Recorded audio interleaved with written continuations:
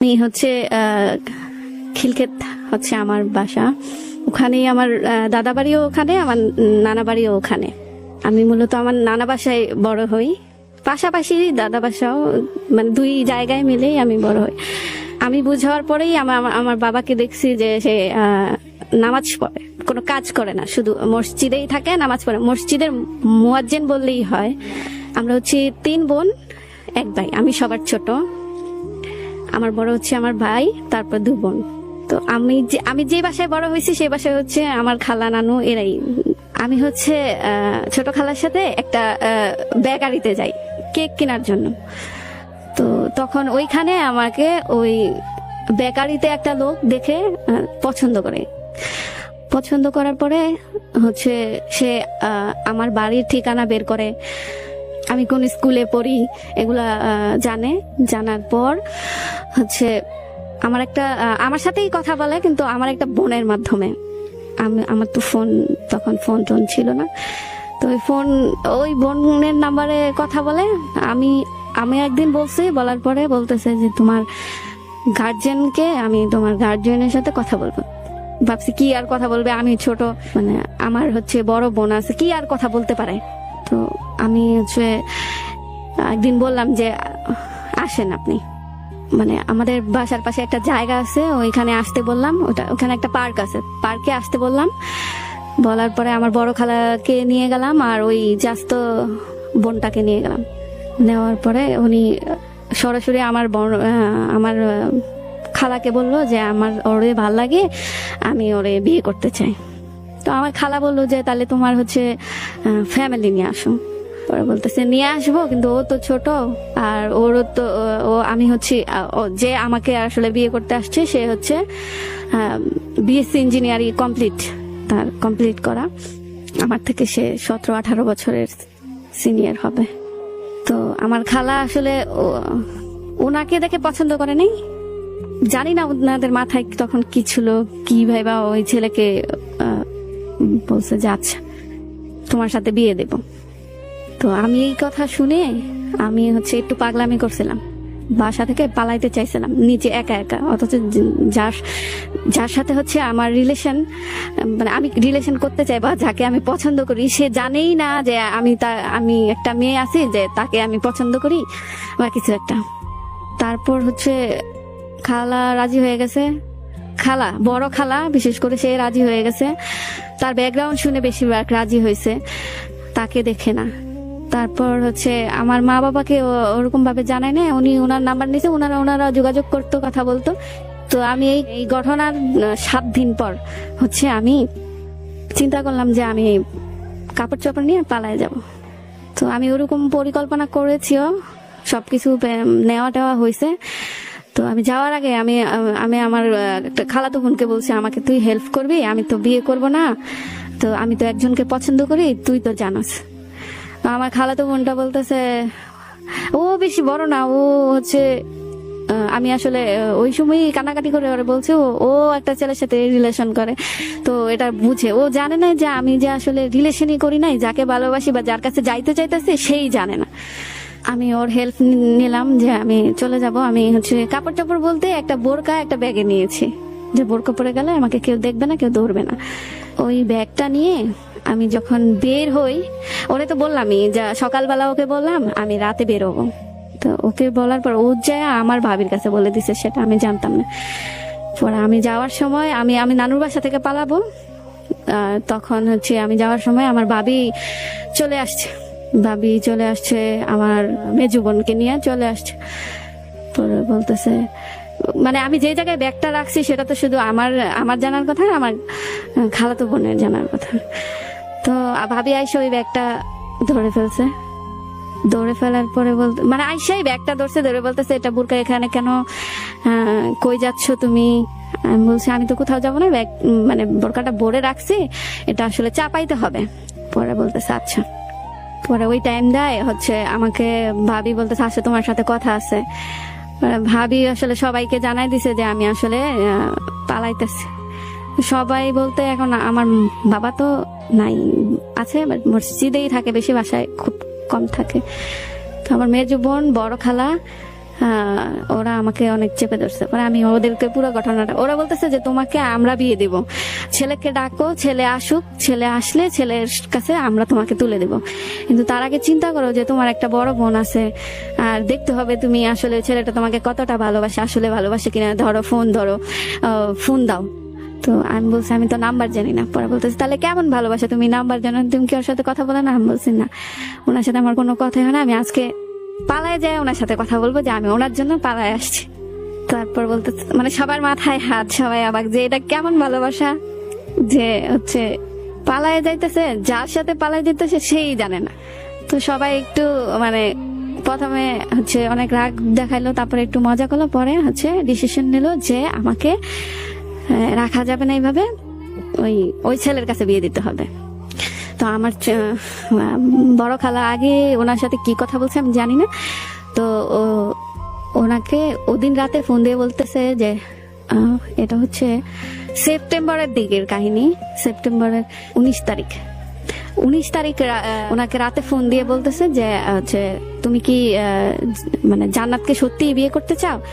উনি কি বলছে আমি জানি না, যদি এখন তুমি তোমার ফ্যামিলি নিয়ে আসো আর তুমি আসো, কিন্তু বিয়েটা এরকম ভাবে হবে যে কেউ জানবে না, তুমি আমি আর হচ্ছে ও আর ওর মেয়ে জীবন জানবে, আর কেউ জানবে না, তুমি তোমার মতো থাকবে, ও ওর মতো থাকবে, ওর মেয়ে জীবনের জন্য একটা ভালো ছেলে দেখবো, দেখে তারপরে হচ্ছে দুজনকে একসাথে দিয়ে দেব।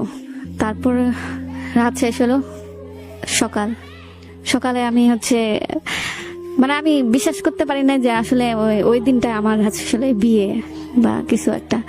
কেউই জানে না, আমার ছোট খালা জানে না, আমার ছোট খালা তো আমার ভরণ পোষণ সবই দিয়েছে, ছোট খালা জানে না, নানু জানে না, মা জানে না, বাবা জানে না, কেউ জানে না, ভাই জানে না, ভাবি বিয়ের ব্যাপারটা জানতো না, ভাবি হয়তো ওই যে আটকানোর ব্যাপারটা এতটুকু, উনি চলে গেছে, ওনার ছোট বাচ্চা আছে বাসায় চলে গেছে। তো সকালবেলা হচ্ছে শুধু আমাকে হচ্ছে আমার বড় খালা তারা দিচ্ছে যে এক জায়গায় যাইতে হবে, রেডি হও। তো রেডি হলাম, বোরকা টোরকা পরলাম, আমি আমার একটা খালাতো বোন, তার সাথে গেলাম। জায়গাটার নামটা আমার আসলে মনে নাই, একটা সিএনজিতে উঠছি, ওঠার পরে গেলাম, যাই দেখলাম একটা রুমের মতন, ওটা আসলে একটা কাজী অফিস ছিল, সেটা আমি অনেক পরে বুঝতে পারি যে কাজী অফিস।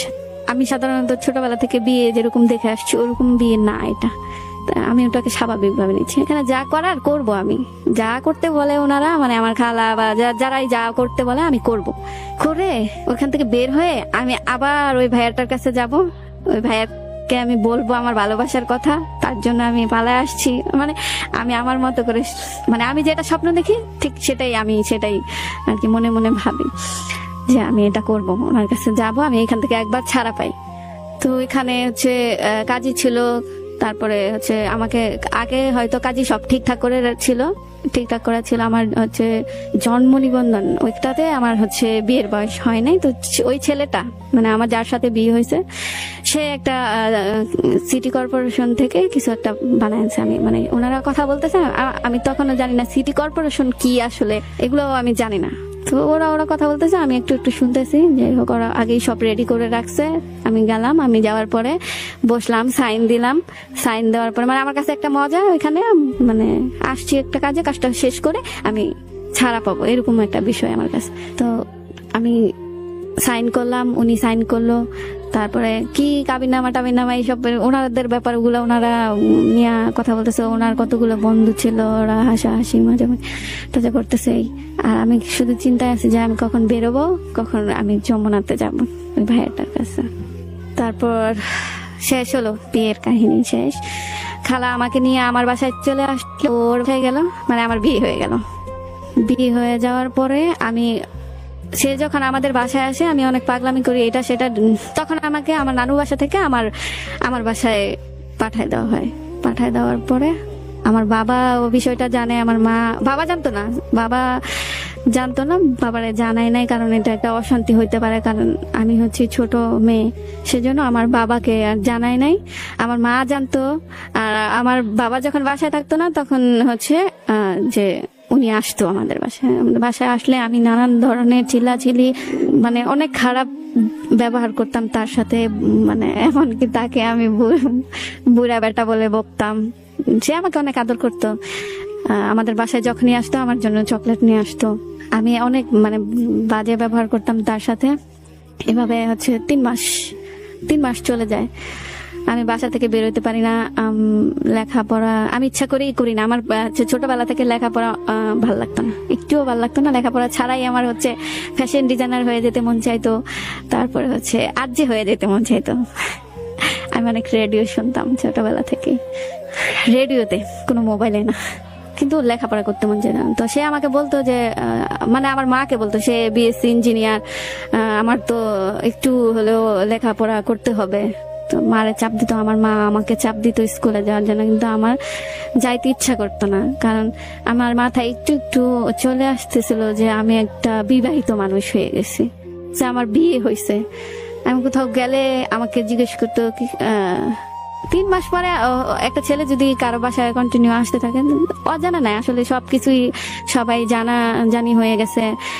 ওই বাসা থেকে ওনার ভাই বোন আসতো আমাকে দেখার জন্য, ফোনে কথা বলতাম, বা কোথাও যাওয়ার হলে আমাকে বলতো রেডি হয়ে বের হও, বা একজন আইসা আমাকে নিয়ে যাইতো। তো সবার মোটামুটি জানা হয়ে গেছে। তো আত্মীয় স্বজন জানতো কিছু কিছু, তারা যখন জিজ্ঞেস করতো কিরে কেমন আছিস, ভালো, তো জামাই কেমন আছে, শ্বশুর বাড়ি কবে যাবি, তখন আমার মাথাটা আউলায় যেত যে আসলে কি হইলো আমার সাথে, মানে কেমন বিয়ে, মানুষের কত আনন্দ করে তারপরে হচ্ছে কি গান বাজনা করে বিয়ে হয়, আর আমার কেন এরকম বিয়ে হলো। আর আমি তো বিয়ে ওনাকে করতে চাই নাই, তো আমি তো ওনাকে মানি না। আমি অনেকবার ওনাকে বলছি আমি আপনাকে মানি না, আপনি হচ্ছে বুড়া বেটা, আমি মানি না, আমার ক্যান্সার। অনেক মানে আমি মানে আমার ওই সময়ের মানে মনের মধ্যে যা আসতো যে আমার তো ক্যান্সার হয়েছে, আমি তো বেশি দিন বাঁচবো না, আমাকে আপনি ছাইরা দেন, এই সেই অনেক কথা বলতাম ওনাকে। তো উনি তো বুঝতো ছোট একটা মানুষ, তো উনিও হাসতো, হাসা উড়াই দিত। আসতো আমাদের বাসায়, আইসা সবার সাথে আড্ডা টাড্ডা দিত। আমার কাছে যখন আসতো তখনই মাইর খাইতো, মানে হয় চায়ের কাপ দিয়ে দিলাম মারতাম, নাহলে গরম চা ডাইলা দিতাম, শরীরে লাথি মারতাম, মানে অনেক রুড ব্যবহার করতাম। তো একটা সময় আমি জানি না কি হইলো, মানে সে একদিন আমাদের বাসায় আসলো। আমি আসলে এই কথাটা কিভাবে বলবো আমি বুঝতে পারতেছি না। আমি জানি না ওই দিন রাতে আমার কি হয়েছিল, আমার কোনো সেন্স ছিল না। আমি শুধু এতটুকু মনে আছে যে একসাথে বসে আমি সবার সাথে খাবার খাইতেছিলাম। সে রাতে আসছিল, এর আগে কখনো রাতে আমাদের বাসায় আসে নাই। তো আমরা বসে সবাই, ভাবি, আমি, আমার মেজো বোন, তো বড় বোন আসছিল, ওর বেবি হবে, ও গ্রামে ওর বিয়ে হয়েছে, তো সেজন্য ও হচ্ছে বেবির জন্য ঢাকায় আসছিল, ও বাসায় ছিল। সবাই আমরা বাড়ি বড় অনেক মানুষ, অনেক।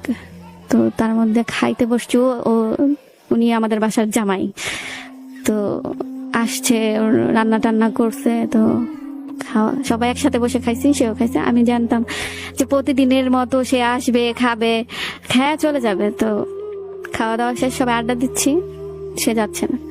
মানে অনেক সময় হচ্ছে ঘরের ভিতর সবাই আছি, ধাম করে দেখি কেউ নাই, শুধু সে আর আমি, এরকম একটা বিষয়। তখনই আমি চিল্লাচিল্লি, মানে বিরক্তিকর যে একটা বিষয়, ওটা প্রকাশ করতাম। আবার সবাই চলে আসতো, কারণ আমাদের ওদিকটা একটু গণবসতি হচ্ছে, একটু গ্রাম। যখনকার কথা বলতেছি তখন একটু গ্রামই ছিল। তো চিল্লাচিল্লি করলে রাতের বেলা এটা বিষয়টা খারাপ না, তো সেজন্য আবার সবাই চলে আসতে হয়। তো একসময় অনেক রাত হয়ে গেছে, আমার সাথে চালাকি, আমার সাথে কোনো কিছুতেই কেউ পারতেছে না। ভাবি আসলো, ভাবি আইসা বললো যে আমার একটা অভ্যাস আছে, আমি হচ্ছে রাতের বেলায় দুধ খাইতাম। ভাবি দুধ দিয়ে বললো খাও, খায়া যাও, ঘুমায় থাকো গা তাইলে। আর হচ্ছে যে ওনার কথা বলতেছে যে ভাইয়াও চলে যাবে, এদিক দিয়ে তুমি যাও। তো আমি ওইটা খাইলাম, খাওয়ার পরে আমি ঘুম পাইছে, ঘুমাই গেছি। তারপর সকাল হওয়ার পর দেখি সেও যায় নাই, বাসায় আছে। তো যাই হোক, আমি ওই দিন ডিসিশন নিলাম সকালে উঠে যে এর মধ্যে আমার সহপাঠী অনেকেই আমার কাছে আসছে, কিরে তুই স্কুলে যাবি না, তোরে ছাড়া ভাল লাগে না। কিন্তু কারো কথা আমার ভাল লাগে নাই। তখন আমার কারো কথা ভাল লাগে না, না মার কথা, না সহপাঠীদের কথা, কারো কথা ভাল লাগে না। মনে হলো যে আমি একটা অন্য একটা মানুষ, অন্য প্রাণী হয়ে গেছি। নিজের ইচ্ছার বিরুদ্ধে কিছু ভুলভাল কিছু। সকালে আমি ডিসিশন নিলাম আমি স্কুলে যাব। ততদিনে আমার হচ্ছে ফাইনাল এক্সাম চলে আসছে। আমি ডিসিশন নিলাম আমি স্কুলে যাব। তো সবাই বলতেছে তাহলে তো আবার নতুন করে ভর্তি হতে হবে, কারণ আমি হচ্ছে দ্বিতীয় মেয়াদি পরীক্ষা মেবি আমি দেই নাই। তো আমি বলছি যে আমি যাই, আমি আমার ম্যাম স্যারদের সাথে কথা বলি, দেখি। স্কুলে গেলাম, কিন্তু আমার স্কুলের প্রতি কোনো মন নাই, কিছু নাই। মানে স্কুল দেখা আমার আরো বেশি খারাপ লাগতেছিল যে আমি কেন আরো আগে আসলাম না, কেন আসলাম না, স্কুলের প্রতি কেন আমার রাগ ছিল, জিদ ছিল। তারপর আমার একটা টিচার ছিল, অনেক ফেভারিট টিচার, বাংলা ক্লাস করাইতো। সে আমাকে অনেক ভালোবাসতো, অনেক বুঝাইতো। তার কাছে মনে হইতো আমি একদম একদম একটা হচ্ছে কি মগা টাইপের মেয়ে, মানে একটু চালাক কম, কিন্তু আমি চালাক ছিলাম। তো সে তার কাছে গেলাম, তখন আমি ম্যামকে সব শেয়ার করলাম যে ম্যাম আমার তো যে বিয়ে হয়ে গেছে এই সেই। অবশ্য আমার ম্যামরাও, আমি যখন স্কুলে না গেছি তারাও আমার বাসায় গিয়েছিল আমাকে বোঝানোর জন্য। তখন আমার ম্যামদের হচ্ছে আমার ফ্যামিলি বলে নাই যে আমাকে বিয়ে দিয়ে দিয়েছে, বা আমাকে বলতে দেয় না। আমি বলছি যে আমি যাবো না, আমার ভাল লাগে না পড়ালেখা। তো আমি এবার স্কুলে যাই, সব সত্য বলে দেওয়ার পরে হচ্ছে বলতেছে যে আচ্ছা যাই হোক, হয়ে গেছে, যেহেতু তোমার সুযোগ আছে যে তুমি লেখাপড়া করতে পারবা, তো লেখাপড়া করো, তুমি আবার ভর্তি হয়ে যাও, এখন তো পরীক্ষা দিতে পারবা না ফাইনাল। পরে আমি বলছি আচ্ছা ভর্তি হব, এটা বলে চলে আসছি। চলে আসার পরে কয়েকদিন হচ্ছে সে ফোন দিত, আমি বলছি আপনি আমার চোখের সামনে আইসেন না। তো সে আসতো না আমাদের বাসায়, সেও একটু ব্যস্ত ছিল, মানে ব্যস্ত হয়ে পড়ে আর কি। আমি একদিন মানে অসুস্থ হয়ে পড়ি, হঠাৎ মাথা ঘুরে পড়ে যাই। পড়ে যাওয়ার পরে হচ্ছে আমাকে মানে আমার পাশে মানে একটা ফার্মেসি, এমনিতে ফার্মেসি, ওখানে নিয়ে গেছে। নিয়ে যাওয়ার পরে হচ্ছে প্রেশার টেশার মাপলো, কি কি কি করলো। পরে বলতেছে যে ওর কি বিয়ে হয়েছে। পরে বলতেছে আমার সাথে ছিল মনে হয় আমার বড় বোন ছিল, বড় বোনকে জিজ্ঞেস করছে ওর কি বিয়ে হয়েছে। বলতেছে হ্যাঁ বিয়ে হয়েছে। পরে বলতেছে যে একটা টেস্ট করেন দেখেন। পরে হচ্ছে আমি এইসব টেস্ট করাতে রাজি হই না। মোটামুটি বাসায় আমাকে নিয়ে একটা অশান্তি, মানে আমার একটা বড় ভাই আছে, মানে ও এই যে এইসব বিয়ে টিয়েটা অ্যাকসেপ্ট করতে পারে না, যে এটা আসলে কেমন হইলো ঘটনা, কি এমন কি লেগা, ও কি বেশি হয়ে গেছিল, ও কি বেশি পাগলামি করতেছিল, ওইটা কি আসলে ঘটনাটা আমরা খুঁজে দেখতে পারতাম। মানে আমাকে নিয়ে প্রায় বাসায় মানে প্রতিদিন একটা ঝগড়া হইতোই আমারে নিয়ে। এখন আমার দোষ থাক আর না থাক, আমারই দোষ, আমি মানে অনেক করতাম। তো একদিন সকালে টেস্ট করানোর পরে, একদিন না সরি 4 মাস পর, আমি এই মানে মাথা ঘুরায় পড়ার পরে হচ্ছে আমি এত অসুস্থ থাকি, কিন্তু আমি কারো কাছে যাই না, আমি কারোর সাথে মিশি না। সোজা কথা, আমার এই বিয়ের পরে আমি কারোর সাথে মিশি না, কোনো বান্ধবী না, কোনো ফ্রেন্ড না, কোনো কারোর সাথে মিশি না। আমি শুধু একা একা, যেখানে হচ্ছে একদম নীরব, আমি সেখানে বসে থাকি। আমার একটা বসার জায়গাও ছিল, মানে আমাদের বাসার পাশে একটা পুকুরের ধারে বসে থাকতাম, ওখানে প্রচুর রোদ, মানে কোনো ছায়া নাই, ওই রোদের মধ্যে বসে থাকতাম 4 মাস এরকম সবার থেকে দূরে থাকে। তো সবাই বিরক্ত হয়ে মানে আমার হাল ছেড়ে দিছে যে আচ্ছা ও ওর মতো থাকুক। তো একদিন হচ্ছে এর মধ্যে আমি হচ্ছে আবার সেন্সলেস হয়ে গেছি, সেটা হচ্ছে বমি করতে করতে। আর আমার বমির প্রবলেমটা ছোটবেলা থেকেই, মানে মানে খাবার দাবার খাওয়ার পরে আমার একটা মানে বমি ভাব আসে। তো সবাই ভাবছে ওইটাই হয়তো, তাদের ওইটা মাথায় নাই যে আমি আমার অন্য কিছু হইতে পারে। তো 4 মাস হয়ে গেছে। 4 মাস হওয়ার পরে তখনও আমাকে হচ্ছে হসপিটালে ফার্মেসিতে নিয়ে গেছে। নিয়ে যাওয়ার পরে হচ্ছে আবার ওই ওষুধ টষুধ, প্রেশার নাই, মেয়ে কি খাওয়া দাওয়া করে না, এইটাই এগুলা বলে দিল। দেওয়ার পরে বাসায় আসলাম সকালের দিকে, মেবি এই কাজ মানে এই ঘটনাটা হয়েছে। আর হচ্ছে বিকালের দিকে আমি আমার ছোট চাচির বাসায় যাই। যাওয়ার পরে আমি তখনও হচ্ছে যে আমি কি পরি, হচ্ছে বাচ্চাদের পোশাকই পরি, ফ্রক টাইপের পোশাক পরি। তো আমি যাই আমার চাচির সাথে আমি কথা বলতেছিলাম। কথা বলার পরে হঠাৎ মানে আমি বুঝতে পারতেছি না এই জিনিসটা আসলে বলাটা কতটা ঠিক হবে না।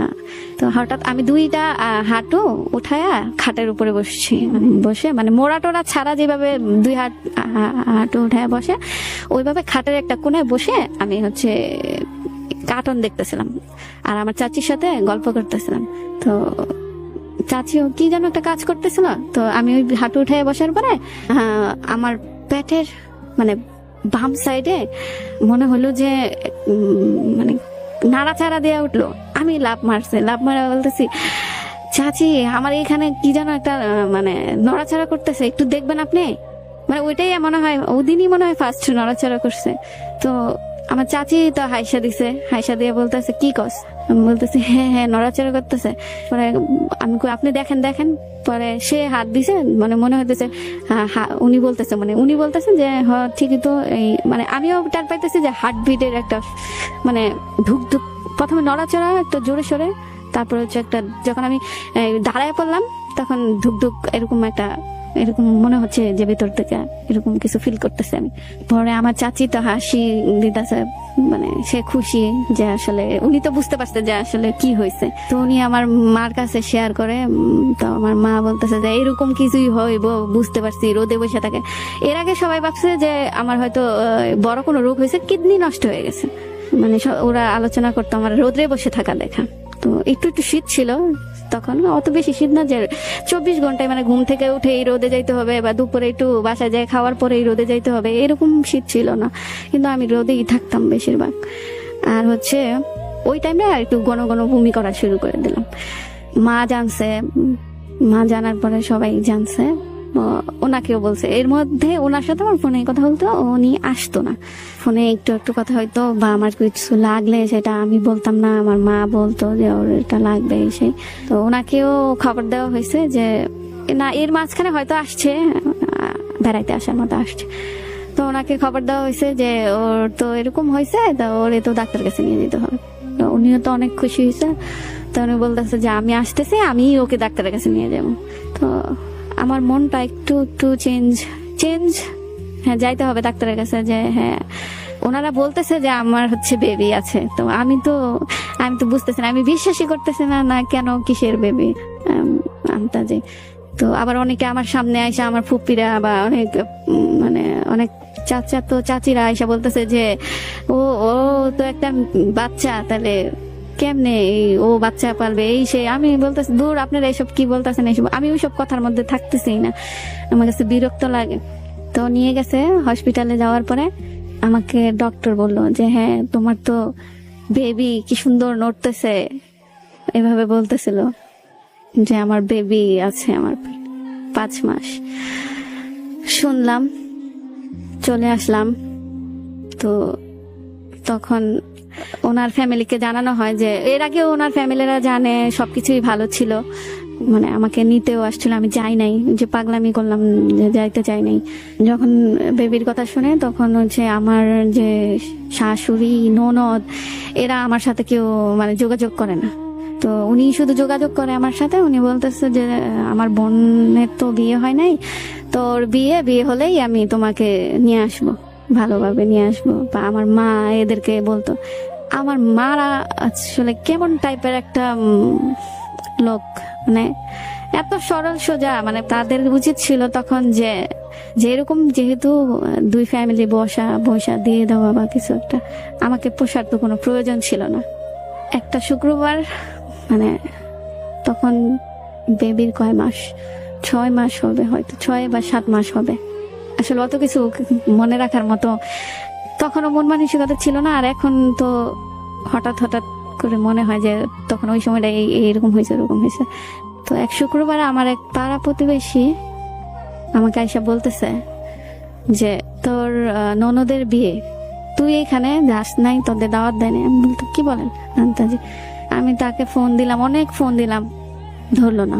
পরের দিন মানে আমার বাসায় আমি জানালাম ব্যাপারটা এরকম যে ওনার বোনের বিয়ে, তো আমাদের কিছু বললো না বা আমাকে কিছু জানায় না, আমার ফোন ধরে না। আবার এদিকে আমার ডাক্তারের কাছে যাওয়ার সময় হয়ে গেছে। তো আমার বাসার লোকজনের কোনো সে নাই যে এটা তো একটা গুরুত্বপূর্ণ জিনিস, আসলে খোঁজ খবর নিতে হবে। তারা তো এত গাদা ছিল না, মানে এতটা সরল সোজা ছিল না, যে আর বেশি দূরত্ব ছিল না আমার শ্বশুর বাড়ি থেকে আমার বাসা। তারা খোঁজ খবর মানে নেওয়াই বন্ধ করে দিছে, যে দরকার নাই, নিবই এক সময়, এরকম একটা তাদের বিষয় হয়ে গেছে। কেন এটা কি আমার উপর রাগ করে নাকি আমি আসলে জানি না। তো আমি আমার ফ্যামিলিকে জানাই যে উনি আমার ফোন ধরতেছে না, আবার ওনার বোনের বিয়ে। কিন্তু আমার ভিতরে কেন জানি খা খা করতেছিল, আমার ভিতরে ভয় ভয় লাগতেছিল। তো আমি হচ্ছে আমার শাশুড়িকে ফোন দেই, মানে ওনার মাকে ফোন দেই। দেওয়ার পর হচ্ছে উনিও ফোন ধরছে না। পরের দিন হচ্ছে আমার হাজবেন্ড, উনি আমাকে ফোন দেয়, দিয়ে বলতেছে আরে বইলো না, তোমাকে বলি নাই তুমি অসুস্থ, তোমার বাপ মারা আসবে না, এই সেই আমাকে 9-6 যা আছে বুঝাচ্ছে। মানে আমার ননদের বিয়ে। পরে আমি বলছি আচ্ছা সমস্যা নেই। পরে আমি বলতেছি আপনি বিয়ে করেন নাই তো? আমার তো কেন জানি মনে হচ্ছে আপনি বিয়ে করতেছেন, বিয়ে করে ফেলছেন, ওই দিন আপনারও বিয়ে ছিল। পরে গেছি তুমি এসব কি বলো, এইগুলা বাজে কথা এগুলো। মানে আমাকে যেভাবে তার বুঝানো দরকার সে বুঝাইছে।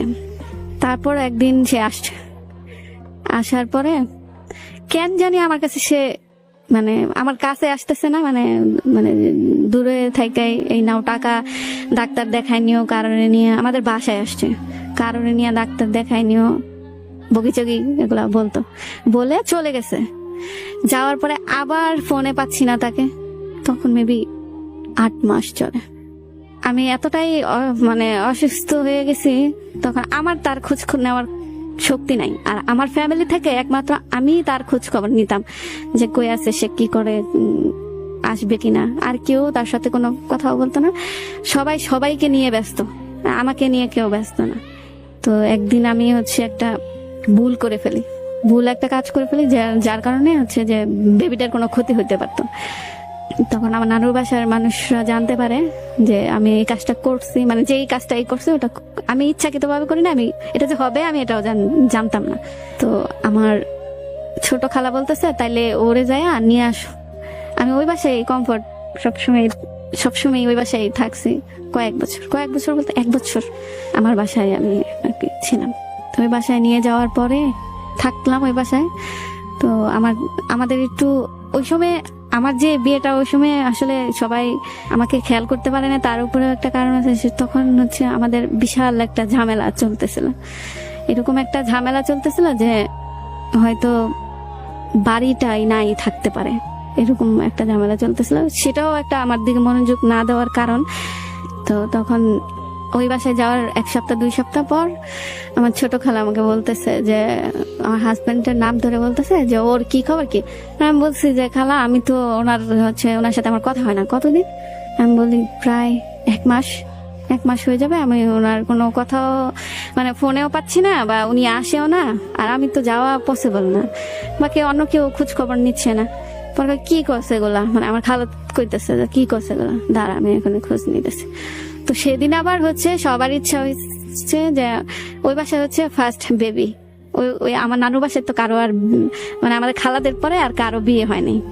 একটা খালাতো বোনের বিয়ে হয়েছে, কিন্তু ওর হচ্ছে বেবি নাই, আর হলেও তো ওর শ্বশুর বাসায় থাকবে।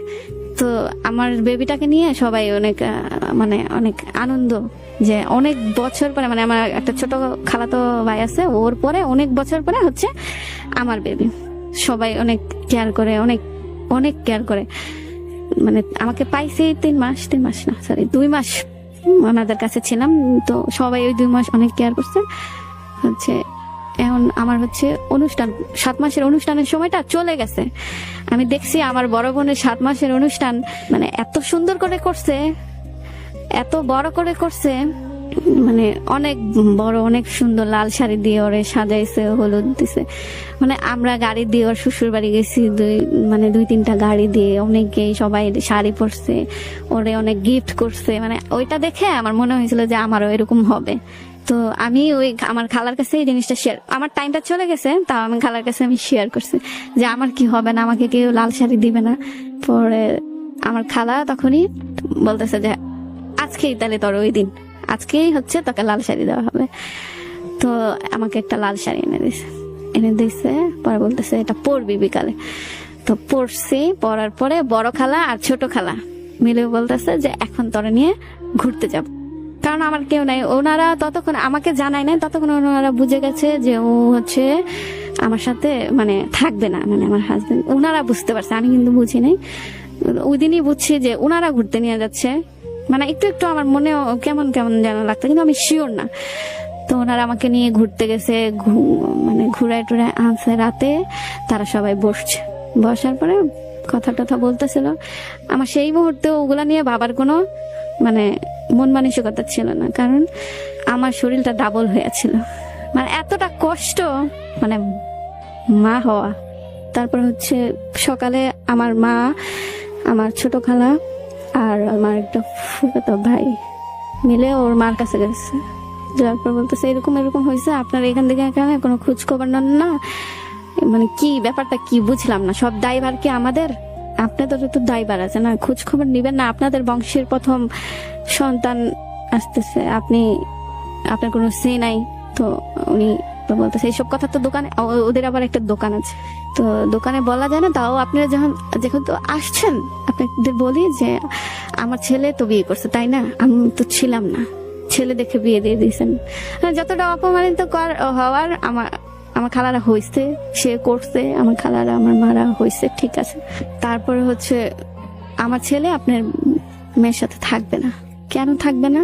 হচ্ছে তার ভিতরে হচ্ছে অনেক বাচ্চামি, এই সেই। পরে বলতেছে বাচ্চামি, এখন তো সে বড় হয়েছে, এখন তো তার বেবি হবে, সে মা হবে, ও এখন তো সে অনেক কিছু বুঝে, সে তো এখন আপনাদের বাসায় আসতে চায়, আগে আসতে চায় না, এখন আসতে চায়। পরে বলতেছে তাহলে ওর হাজবেন্ডকে ও খুঁজে বের করুক, খুঁজে বের করে চলে আসুক, সমস্যা নাই, কিন্তু আমি এইভাবে রিস্ক নিতে পারবো না, আমি নিব না। তো এগুলা শুনে চলে আসছে।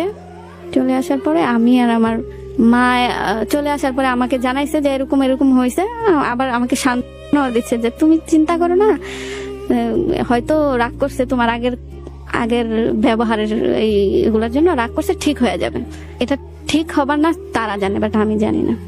তো অনেকদিন না 15 দিন পরে এই ঘটনা হচ্ছে। আমি আর আমার মা মানে বাজারের দিকে, মানে একটা হসপিটালে গেছিলাম। আসার সময় আমি ওদের দোকানের দিকে তাকিয়ে দেখি যে ও দোকানে। তো আমি বলছি মা, ও তো দোকানে, চলো দোকানে যাই। তো গেলাম, যাওয়ার পরে আমাকে বলতেছে, আমি বলছি আপনি কই ছিলেন এতদিন? আমার দিকে বড় বড় চোখ করে বলতেছে কে তুমি? আমি বলতেছি আমি কে মানে? ওরা বলতেছে তোমার সাথে কথা হবে বাসায় যাও, আমার মা কথা বলবে তোমার সাথে, আমি কোনো কথা বলবো না। আমি বলছি আপনার মার কাছে গেছে, আমার ফ্যামিলি বলতেছে যে আপনার সাথে, আপনাকে ধরার জন্য, এখন আপনাকে ধরছে, আপনি বলতেছেন। তো সে তো চিল্লা টিল্লা একদম রাস্তার মানুষ একাকার করে ফেলছে, শুধু কোনো কারণ নেই আমাকে বকতেছে ইচ্ছা মতন। তো এইরকম দেখে আমরা চলে আসছি। ওর লোকজনরা ওরে নিয়ে মানে বুক ব্যথার একটা অ্যাক্টিং করলো নাকি আসলে রিয়েল ছিল, আমি আসলে এখন বলতেছি যে অ্যাক্টিং ছিল, আমি জানি না। তো ওর ফ্যামিলি ওকে নিয়ে চলে গেছে। তো আমি আমার ফ্যামিলিকে নিয়ে মানে আমার মাকে নিয়ে আমি চলে আসছি। আমার মারা যতটুকু বুঝে গেছে, আর আমি যতটুকু বুঝে গেছি। কিছুদিন পরে মানে আমার বেবি দুনিয়ায় আসার 1 সপ্তাহ আগে আবার বসছে সবাই। মানে আমার তো ফ্যামিলি মেম্বার অনেক বড়, আমার আত্মীয় স্বজন সবই মানে আমরা সবই এখানেই থাকি সবাই।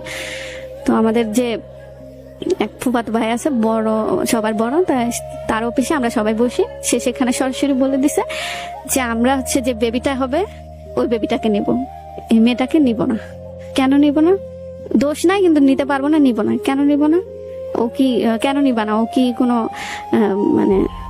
মানে যা মুরব্বীদের বলার বলছে যে ওর কি দোষটা দেখায়, তারপরে নিও না, সমস্যা নেই। ওর একটাই কথা, আমাকে জেলে দেন, আমাকে ফাঁসি দেন, আমাকে যাই করেন, আমি হচ্ছে এই মেয়েকে আর নিব না। বেবিটাকে নিব, বেবির যত খরচ আছে দিব, বেবির দুনিয়াতে আসতে সবকিছুর, কিন্তু এই মেয়েটাকে নিব না। আমার সামনে এরকম বলতেছে যে নিব না। তো সেখানেও তারা কিছু করতে পারলো না। ও তার মধ্যে এইটা বলে উনি চলে গেছে। ওনার মা বলতেছে আসলে ওর মাথা গরম, ও হয়তো ওর সাথে অতিরিক্ত কিছু করে ফেলছে, যেটা আপনি আর আমি জানি না, কিন্তু ওদের দুজনের মধ্যে আছে। জান্নাতকে বলেন বলতে, আমি বলছি না এরকম কিছুই তো নাই। পরে বলতেছে হয়তো আছে।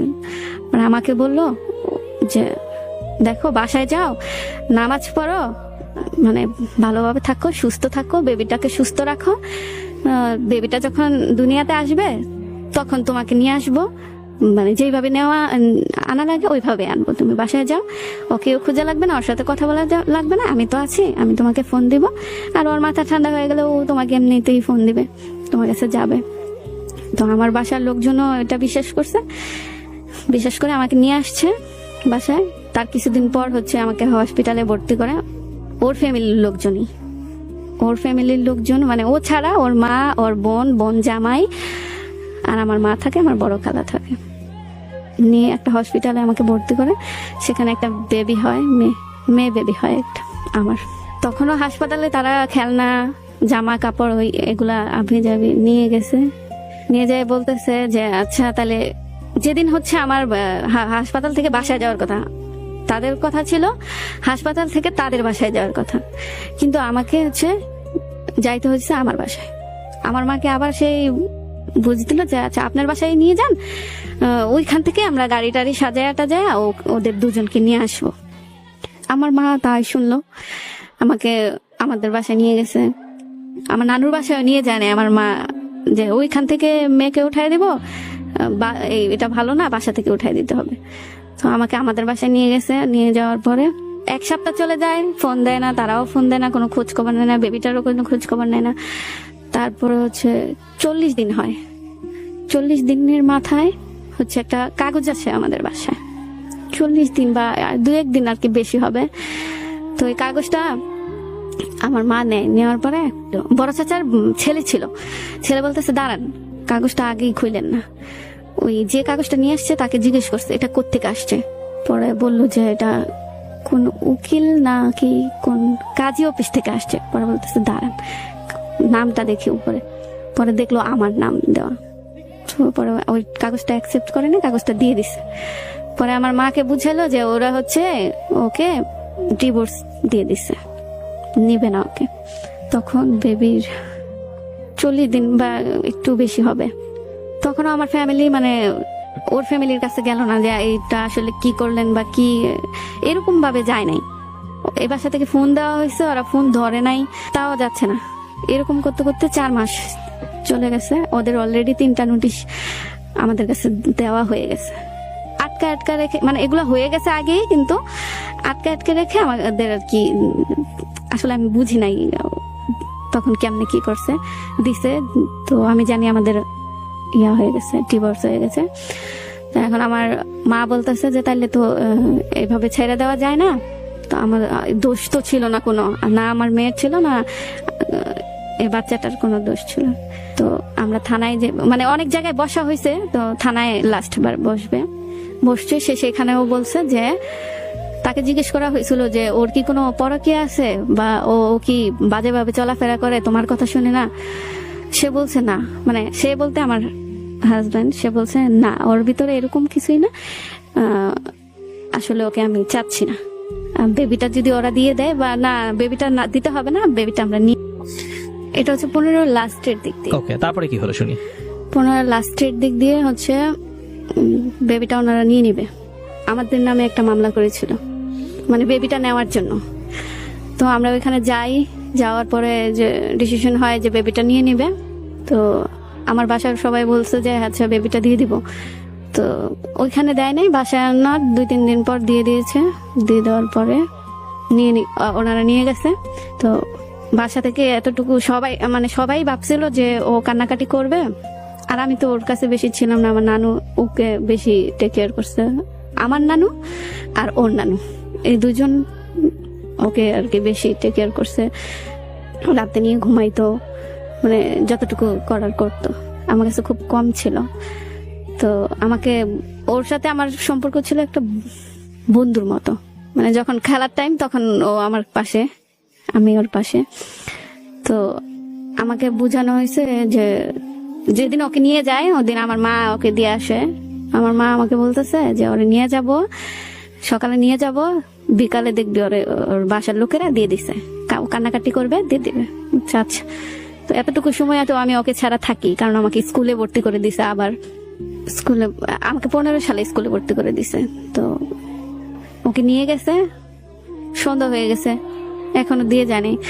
তো এটাও আমার ফ্যামিলি আমাকে সবাই নিয়ে বুঝাইছে যে তোমার এটা মানতেই হবে। হ্যাঁ দেখো, তোমাকে ওরা চায় না, তোমার কোনো কারণ ছিল না, তোমার কোনো দোষ ছিল না তোমাকে না চাওয়ার মধ্যে, তাহলে তুমি ওরে কেন বয়ে বেড়াবা? ও এখানে থাকবে, ও ভালো থাকবে, ওর ফ্যামিলি ভালো, ওখানেই থাকুক। ওরে মানে তোমার মেয়েটাকে ওরা বয়ে বেড়াক, তুমি বয়ে বেড়াবা কেন? তুমি তুমি লেখাপড়া করো, ও তোমার কাছে আসবে, তোমার যখন যাইতে ইচ্ছা করবে যায়া ওরা দেখে আসবা, নিয়ে আসতে ইচ্ছা করবে নিয়ে আসবে। এইভাবে আমাকে একটা বুঝ দিলাম, আমি বুঝে গেলাম যে আচ্ছা ওকে। তারপর হচ্ছে 16 সালে হচ্ছে আমি একদম ফ্রি। আমার বড় ভাই মানে বাহিরে চলে গেছে। ফ্রি বলতে আমি স্বাধীনভাবে চলাফেরা করতে পারবো, আমার মনে কোনো ভয় নেই যে ওইখানে গেলে আমার ভাই দেখলে আমাকে মারবে, ওইখানে গেলে ভাইয়ের বন্ধু ভাইকে জানাবে আমাকে মারবে, এরকম কোনো চিন্তাই আমার মধ্যে ছিল না। আমার চিন্তা ছিল যে আমার এবার বাহিরে যেতে হবে, রাস্তাঘাট চিনতে হবে, সবকিছু চিনতে হবে, সবকিছু জানতে হবে, ফ্রিডম ভাবে চলতে হবে। আমার ভাই বিদেশে চলে গেল, তখন আমি হচ্ছে আবার যমুনাতে যাই। এর মধ্যে যমুনা থেকে তো আমি একদম মানে বিরত ছিলাম। যমুনায় গেলাম শপিং করার জন্য, গেছি খালাতো বোনের সাথে, আমার মার বার্থডে গিফট কিনতে গেছি। হ্যাঁ, খালাতো বোন আর কিছু বন্ধুদের বান্ধবীদের সাথে। এর মধ্যে আপনার বাচ্চার সাথে আর যোগাযোগ করেন না, এর মধ্যে ওরাই বলে দিছে যে 6 মাসের মতো তুমি হচ্ছে এদিকে আসবা না, আর তোমাকে ওরে ভুলাইতে হবে, তো তোমাদের 6 মাসের মতো আসবা না। তো আমিও বাসায় জানাইছি, ওরা 6 মাসের মতো আমার বেবিকে আমাকে দেখতে দিবে না। পরে কয় আচ্ছা দরকার নাই, থাক না, তোমার বুলুক আগে। পরে আমি এটাও মেনে নিলাম। তখন আপনার বাচ্চার বয়স 1 বছর? 1 বছর কিছু বেশি। হ্যাঁ। তো ওই বাচ্চাটা কার কাছে থাকতো ওখানে? ওখানে থাকতো ওর দাদুর কাছে। আচ্ছা, দাদু আছে, ওর মা আছে, মানে ফুপ্পি আছে। ওর মা আছে বলতে? ওর বাবা ও আরেকটা বিয়ে করছে। আচ্ছা, সেটা কি আপনাকে বিয়ে করার আগে? না না, পরে। আমাকে বিয়ে করার পরে, আমি থাকাকালীন। আচ্ছা, আপনি থাকাকালীন? হ্যাঁ। সে বিয়ের কথা আপনি জানছেন কবে? এটা জানছি হচ্ছে যখন ওই যে ওকে নিয়ে গেছে, হ্যাঁ, তখন হচ্ছে একদিন আমরা ওরে দেখতে যাই। হ্যাঁ, মানে 6 মাসের আগে জোর জবরদস্তি করে আর কি। আমার নানু একটু অসুস্থ হয়ে পড়ে, আমার নানু ওরে পালছে, হ্যাঁ, তো বলতেছে ওর এবার দেখা উচিত। হ্যাঁ, তো আমরা সবাই ফ্যামিলি সবাই চলে গেছি ওদের বাসায়। হ্যাঁ। যাওয়ার পরে তো ওর দাদু ইচ্ছা করেই আমার মেজো মানে আমাকে ঢুকতে দেয়নি, হ্যাঁ। আমার মেজো বোনকে ঢুকতে দিচ্ছে, আমার নানুকে ঢুকতে দিচ্ছে বাসার ভিতরে, কারণ ওখানে বউ আছে, তো এর জন্য আমাকে ঢুকতে দেয়নি। আমি গেটের বাইরেই দাঁড়াইছিলাম। তো আমার মেজো বোনকে বলতেছে যে আমি বলতেছে, আমার মেজো বোন নাকি বলতেছে যে একটু একটু তাড়াতাড়ি করেন, আমাদের কাজ আছে, ওর একটু দেন, দেখে চলে যাই, আমার কলেজে যেতে হবে। পরে ওর দাদু বলতেছে তুমি কলেজে পড়ো? পরে বলতেছে হ্যাঁ। আমার বৌমা তো কলেজে পড়ে, কিন্তু এখন হচ্ছে ওই যে অসুস্থ বেবি হবে, এগুলো বলতেছে। পরে ওইখান থেকে আমার বোন জানতে পারছে যে হ্যাঁ ও আমার হাজবেন্ড, উনি বিয়ে করছে, আর আগেই বিয়ে করছে, না তাহলে বেবিটা থাকতো না, ওনারও আরেকটা বেবি। পরে ওরা দেখে চলে আসছে, ওই মেয়েটাকেও দেখছে যে ও, ওই মেয়েটা আবার জানতো যে আমি আমার হাজবেন্ডের লাইফে আছি, আমাদের এখনো ডিভোর্স হয় নাই, যাই নাই, বিয়েটা করছে। হ্যাঁ, হয়তো আমার কোনো দোষ দেখাইছে বা কিছু, আমরা তো জানি না। তো যাই নাই, বিয়ে। তার মানে আপনার ওই বাচ্চাটা হচ্ছে তার দাদুর কাছে, এবং তার একটা সৎ মা আছে ওখানে, তাদের কাছে বড় হ্যাঁ, হচ্ছে। তাদের কাছে বড় হচ্ছে। তারপর হচ্ছে বাচ্চাটা দেখে চলে আসছে, তো বলছিলেন যে আবার যমুনাতে যাওয়া শুরু। ও হ্যাঁ, যমুনাতে যাওয়া শুরু করলাম। ওই দিনই গেলাম। যাওয়ার পরে তো ওই যে ছেলেটা, ওইটা আমার মাথা থেকে নাই, মানে ছিল না, যে যমুনাতে যখন যাওয়া ধরি তখন ছিল না।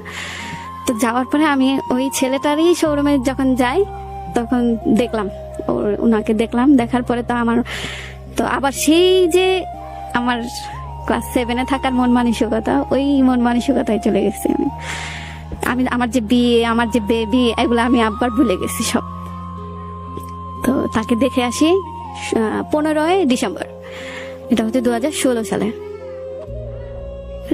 16, হ্যাঁ 16 না 15, মানে এর মধ্যেই হবে। হ্যাঁ, ডিসেম্বরের মাসটাই দেখছি, আমার এটা মনে আছে। দেখার পরে আমি হচ্ছে যে 16 তারিখ একটা সিবি, আমার একটা ফ্রেন্ডের মাধ্যমে, সিবি কি জিনিস সেটাও আমি জানতাম না, সিবি বানাই। আমি হচ্ছে তখন 10-এ পড়ি, তো আমার সিবি হয় না। তো আমার একটা ফ্রেন্ডের মাধ্যমে সিবি বানানোর পরে আমি ওই শোরুমটাতেই নিয়ে যাইয়া ওনার কাছেই আমি হচ্ছে সিবিটা দিই। দেওয়ার পরে আমাকে 3 মাস পর ওইখান থেকে ডাকার পরে মানে আমি যাইতেছিলাম আমার একটা ফুফাতো বোনের বাসায় একটা অনুষ্ঠান। ওই সময় ফোন দিছে যে আপনি কি জান্নাত? বলছি হ্যাঁ। আপনি তো আমাদের শপে সিবি জমা দিয়েছেন, আপনি কি জব করতে ইচ্ছুক না কোথাও করতেছেন? আমি বলছি না, আমি করব। পরের দিন বললো যে চলে আসেন, তাহলে আপনাকে ট্রায়ালে রাখবো, তারপরে আপনার জব। তো গেলাম, জবটা নিলাম, জবটা শুরু মানে করতে থাকলাম রানিং। এর মধ্যে আমি হচ্ছে জবটা নিচ্ছি মার্চের 4 তারিখে আমি জয়েন করি। তো এই কয়দিন আমি তাকে দেখি, কাজ শিখি। আর আমি কাজ পারি না কিচ্ছু, কিন্তু সে হচ্ছে একটা ম্যানেজার, ওই শোরুমের ম্যানেজার। তো সে কি করলো যে অন্য 9টা মেয়েদের তো কাজ শিখায় নাই, সে নিজ হাতে আমাকে কাজ শিখাইছে। তো কাজ শিখেছে, আমি ভাবলাম যে সামথিং নাহলে তাইলে অন্য মেয়েরা বলতেছে জানো তোমার তো লাগ ভালো, উনি তোমাকে কাজ শিখাইতেছে নেওয়ার জন্য। আর এমনিতে আমাদের আয়না টাইলে ফালায় রাখতো, যদি ভালো কাজ করতে পারতাম নিচে, যে কাজ করতে পারছে সেজন্য নিচে অনেকটা বাদ করে দিছে। আর তোমাকে দেখো নিজে কাজ শিখাইতেছে। তো আমি কাজ শিখলাম, সে আমাকে জবে নিল। তার যে বড় উপরে যে অফিসার, সে আমাকে বলতেছে মেয়ে কথা বলতে পারে না, আর হচ্ছে মেয়ে লম্বা ঠিক আছে কিন্তু একটু মোটা, তো আসলে হয় না, বোরকাও পড়তে পারে না, দেখা হাঁটতেই পারে না ভালো, ওকে না করে দাও। পরে বলতেছে না, ও শিখে যাবে, ওর আগ্রহ আছে, মানে উনি বলতেছে। পরে উনি আমাকে নিয়ে নিল, একদম কনফার্ম নিয়ে নিছে। তো আমি 1 মাস রানিং করে মানে মার্চটা পুরাটা করলাম। করার পরে এপ্রিলে হচ্ছে তার বার্থডে। তো আমি তো তার সামনে যাইতাম না, ভয় পাইতাম। সবাই মানে কেউ কোনো সন্দেহ করতে পারে, কিন্তু এপ্রিলে 1 তারিখে তার বার্থডে। ও আমি যে জব করি সেটা আবার বাসা থেকে জানতো না, সবাই জানতো যে আমি স্কুলে যাই। আর আমি আসতাম রাতে 9টা বেজে যেত, এরকম টাইমে যাইতাম বাসায়। তো প্রথম কয়দিন জানে নাই কেউ। তো পরে 1 তারিখে তার বার্থডে, কি করা যায়, আমার একটা ফ্রেন্ডে বললাম, যে ওই ফ্রেন্ডের কাছে আমি সব শেয়ার করি, ওই ছোটবেলাকার ফ্রেন্ড। আমি বলছি যে ওর 1 তারিখে বার্থডে, কি করা যায়। পরে বলতেছে কি আর করবি, গিফট দিবি, আমাকে কারে দিয়ে পাঠাবো। তো ও একটা লোক ঠিক করলো। তো ওই লোক দিয়ে একটা কেক, একটা সানগ্লাস, এগুলো দিয়ে পাঠাই দিলাম শোরুমের মধ্যে। তো শোরুমের মধ্যে পাঠাই দেওয়ার পরে হচ্ছে সবাই কেন জানি সবাই আমাকে সন্দেহ করছে যে কেকটা কি তুই দিছিস, তুই পাঠাইছিস, ঠিক না। আমি বলতেছি না তো, আমি এরকম কিছু করি নাই, আমি কেমনে করবো, দেখছেন আমার কোনো মানে আমি কোথাও বাহিরে যাই বা আমি কিছু চিনি নাকি। পরে হচ্ছে যাই হোক সন্ধ্যার সময় কেকটা আমরা কাটি। তো সবাইকে সে খাওয়াই দিছে, নর্মালি সবাইকে সে খাওয়াই দিছে, হাতে দিয়েছে। তো আমি যখন গেছি তার সামনে, তখন সে আমাকে কেকটা খাওয়াই দিতেছে। আমি যাতে ডস না দেয় সেজন্য আমি বাম হাতে তার হাতটা ধরে কেকটা খাইছি। তো ওইখান থেকে কেকটা খাই আসার পরে আমাকে একটা মেয়ে ধরে বলতেছে যে আপু দেখো, উনি কিন্তু ওই পাশের শোরুমের একটা মেয়ের সাথে রিলেশনে আছে, আর আমার মনে হচ্ছে কেন জানি তুমি ওনাকে পছন্দ করো। না, তো শুনলাম, আমার মনটাই ভেঙে গেল যে আসলে। তারপরে হচ্ছে আমি বার্থডে টার্থডে শেষ, একদিন আমি ওনাকে ফোন দিছি, মানে আমি যাব না, ইচ্ছাকৃত ভাবে যাব না।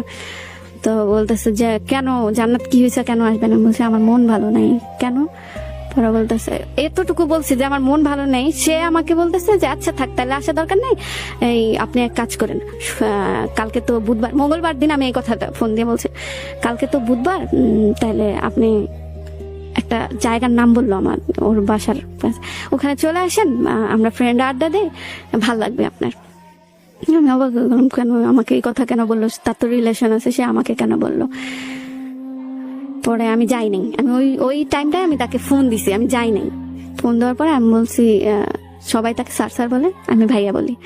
আমি বলছি ভাইয়া আপনি, আমি তো এত দূরে যাইতে পারি না, আমি একমাত্র যমুনায় আসতে পারি, তার বাহিরে আমি যাইতে পারি না।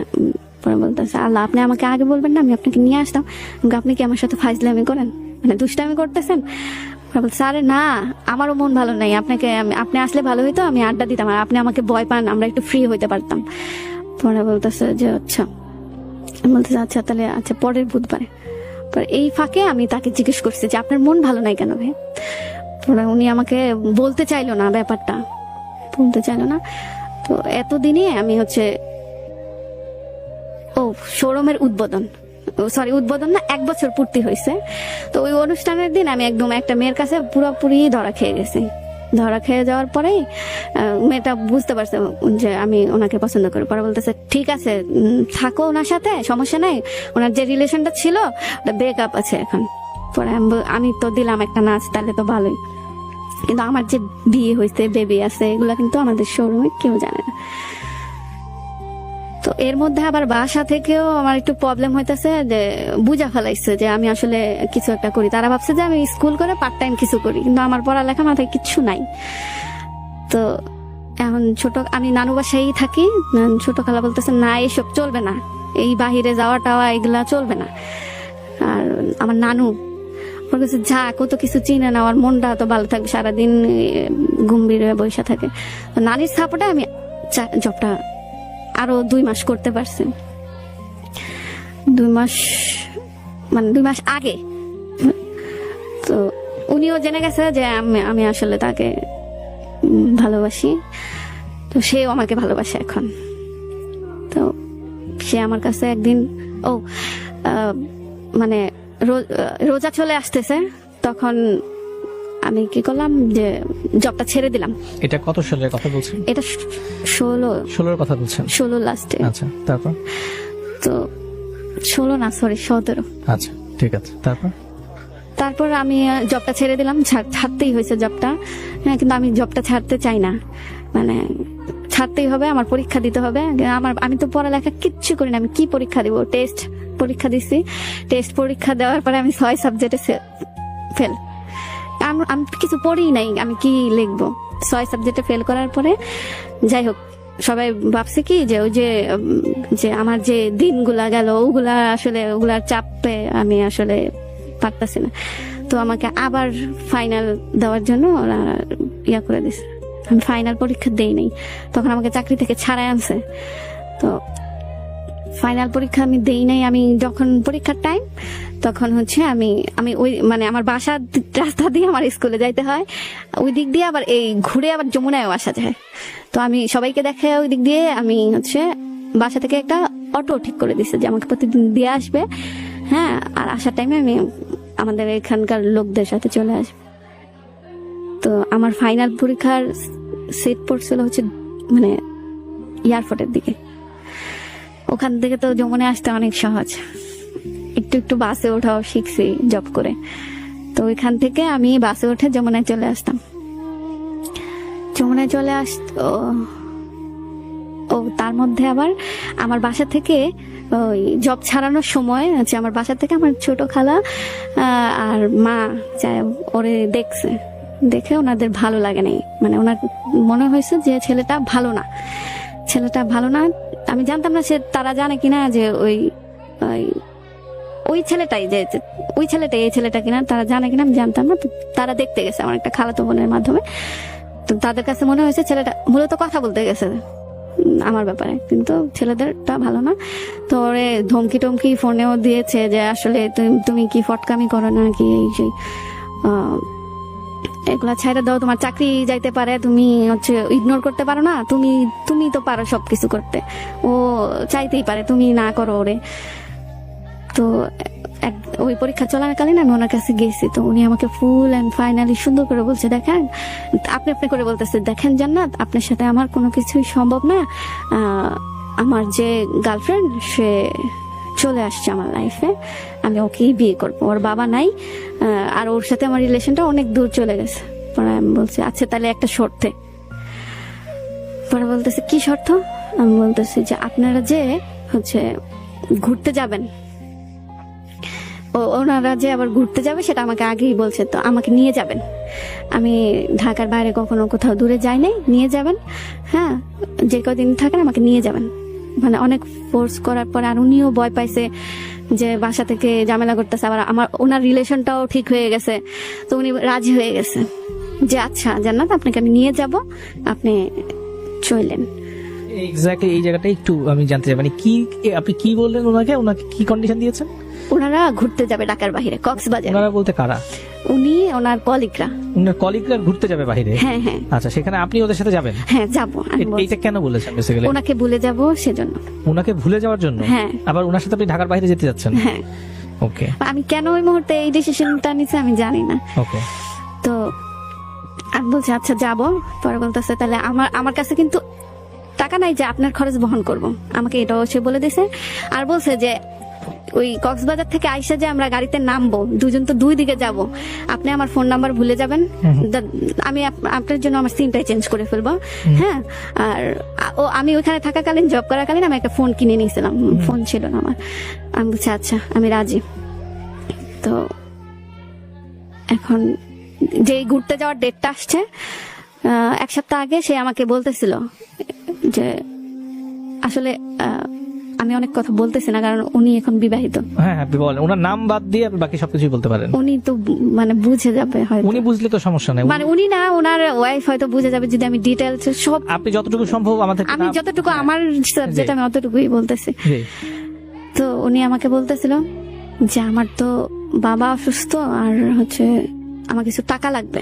সে আমাকে বলতেছিল ফোন করে যে আমরা যে ঘুরতে যাব তার 1 সপ্তাহ আগে আমার কিছু টাকা লাগবে, জান্নাত আপনি আমাকে একটু যদি পারেন আমাকে হেল্প করে দেন। তো আমি বলছি কত টাকা লাগবে? সে বলছে যে 6,000। হ্যাঁ 6,000 লাগবে। আমি এতই তার প্রেমে পাগল মানে হয়ে গেছি, 6,000 বলছে, আমি 1,000 বাড়াই দিই। তো আচ্ছা 1,000 টাকা বাড়াই। আমি বলছি আচ্ছা কোনো সমস্যা নাই, কবে দিতে হবে বলেন, আমি দিচ্ছি আপনাকে। তারপরে উনি একটা ডেট দিল, উনি আমাকে সন্ধ্যায় ফোন করছে, 9টায় ওনাকে টাকাটা দিতে হবে। হ্যাঁ, পরে আমি বলছি আচ্ছা সমস্যা নেই দিয়ে দিব। পরে উনি বলতেছে তাহলে এই যে যেই নাম্বারে আপনাকে ফোন দিছি ওটাই আমার বিকাশ নাম্বার। আমি বলছি বিকাশে দিব না তো, আমি আইসা আপনার হাতে হাতে দেবো। তো আমি যমুনায় চলে আসলাম 9টা বাজে, আইসা ওনার হাতে টাকাটা দিলাম। দেওয়ার পরে হচ্ছে চলে আসলাম। ওনার কি বিপদ হয়েছে, বিপদটা আমি পরে জানতে পারছি। মানে সে হচ্ছে যে মেয়েটাকে বিয়ে করবে, ওই মেয়েটা আবার কি করছে, বাসা থেকে পালায় আসছে। ওই মেয়ের বিয়ে ঠিক করছে, পালায় আসছে। এখন ওই মেয়েটাকে সে এই মুহূর্তে বিয়ে করতে পারবে না, তার কিছুদিন সময় লাগবে। তো এই সময়টা তো মেয়েটাকে তার রাখতে হবে, তো একটা বাসা ভাড়া করতে হলে তো টাকা লাগে, সেই টাকাটা ওনার কাছে নাই। সেজন্য সে আমার কাছ থেকে ওই টাকাটা নিচ্ছে। তারপর দিলাম, ওনার যা করার করছে। তারপরে হচ্ছে ওই কক্সবাজার যাওয়ার ডেটটা চলে আসছে।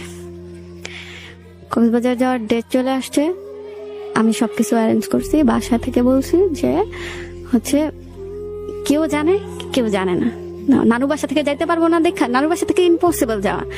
সেজন্য আমি আমার বাসায় চলে আসছি। আর আমার বাসার লোকজন এরকম টাইপের, বাবিরে নিয়ে ব্যস্ত, মেজুবুনরে নিয়ে ব্যস্ত, ভাই তো একটা বিদেশে থাকে, আর আমার বাবা তো মসজিদেই থাকে, পাশে খুব কম থাকে। আমার মারে যেটা বং বং বুঝাইতাম বুঝতো। কেন বুঝতো? ওই যে আগের যে এর জন্য।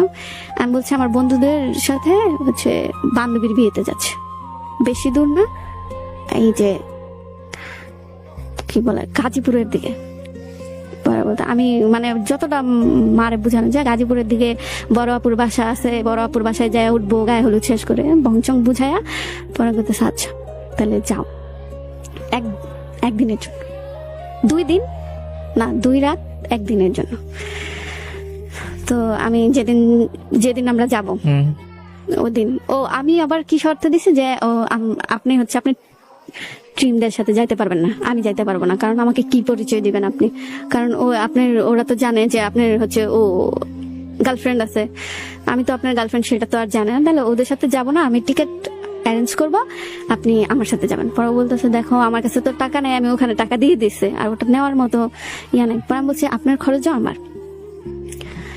তো উনি রাজি হয়ে গেছে। তো উনি কি করছে, যেদিন নাকি আমার সাথে যাবে সন্ধ্যায় 9টায় হচ্ছে বাস, আমার সাথে যেদিন যাবে ওই দিন উনি ওনার গার্লফ্রেন্ডের সাথে দেখা করতে গেছে। সারাদিন ঘুরলো।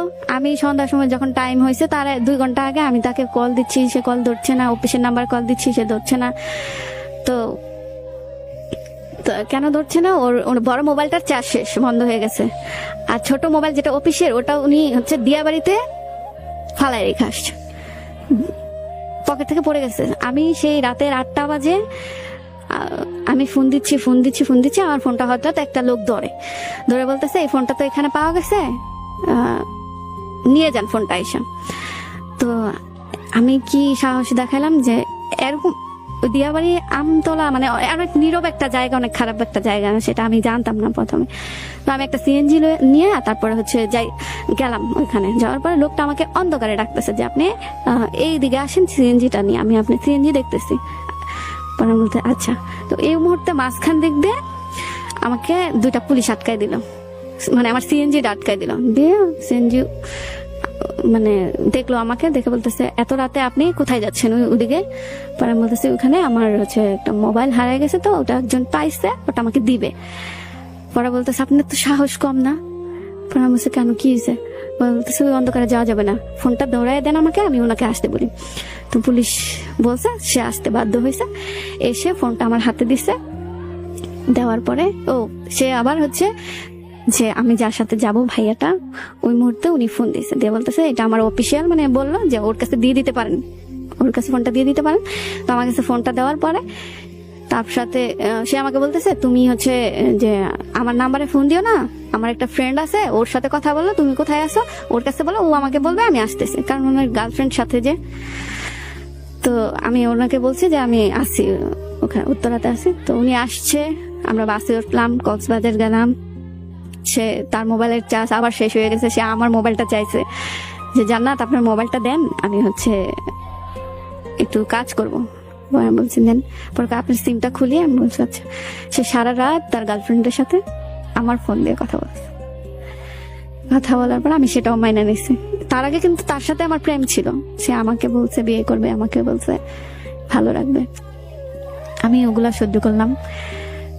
আমার ঘুরতে যাওয়ার উদ্দেশ্য হলো কি যে মানে ঘুরতে গেলে হয়তো এরকম সময় তো আমার তার সাথে কখনো কাটে নাই যে আমরা দুজন একা আসি কোথাও, এরকম কাটে নাই। তো আমি ভাবছিলাম কি ঘুরতে গেলে হয়তো তার মন মানসিকতা চেঞ্জ হয়ে যাবে, সে ওরে ছেড়া আমার কাছে আসবে। কিন্তু এই ভদ্রলোক তো আগেই রিলেশনে ছিলেন, আগেই ছিল। তখন তো আবার আপনি জেনে শুনেই তখন তার জীবনে ঢুকছিলেন, যে সে তার একটা ব্রেকআপ হয়েছে সেই সময় আপনি ঢুকছিলেন। হ্যাঁ, হ্যাঁ। তাহলে এখন তার জীবনে তার আগের গার্লফ্রেন্ডটা চলে আসছে, যে তারপরও আপনি তাকে ছাড়তে পারতেছিলেন না, না। এবং এত কিছু যা কিছু ঘটাচ্ছেন এবং ওই ভুল ডিসিশন গুলো যে নিচ্ছেন এগুলো শুধুমাত্র তাকে আবার লাইফে ব্যাক করানোর জন্য। কক্সবাজার চলে গেলেন আপনি তার সাথে? হ্যাঁ, কক্সবাজার চলে। তারপরে কি হলো? আমাদের হাতে সময় কিন্তু খুব অল্প, এখন একটু আমাদের দ্রুত আগাইতে হবে। তারপরে কি হলো?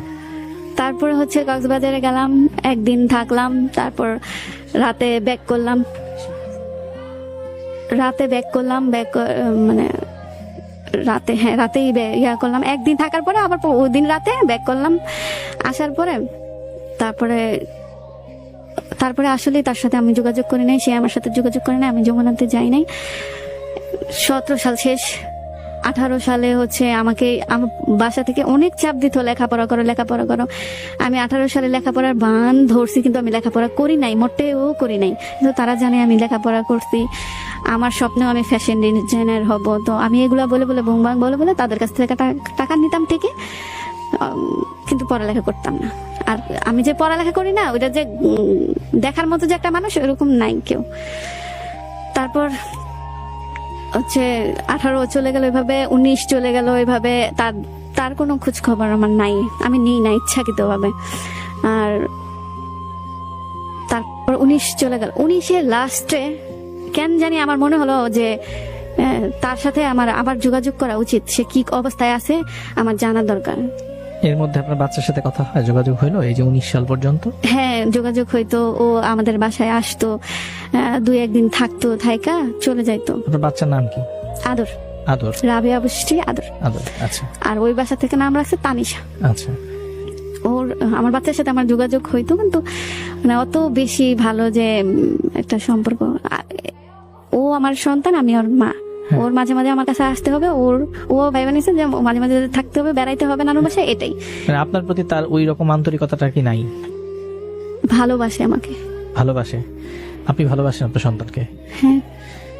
তাহলে আপনি সন্তানকে যখন ভালোবাসেন, একজন মা হয়ে, তাহলে আপনি যে মাঝখানে আবার আরেকজন মানুষের সাথে যে চলার চেষ্টা করছেন, ওইটা কোন জায়গা থেকে?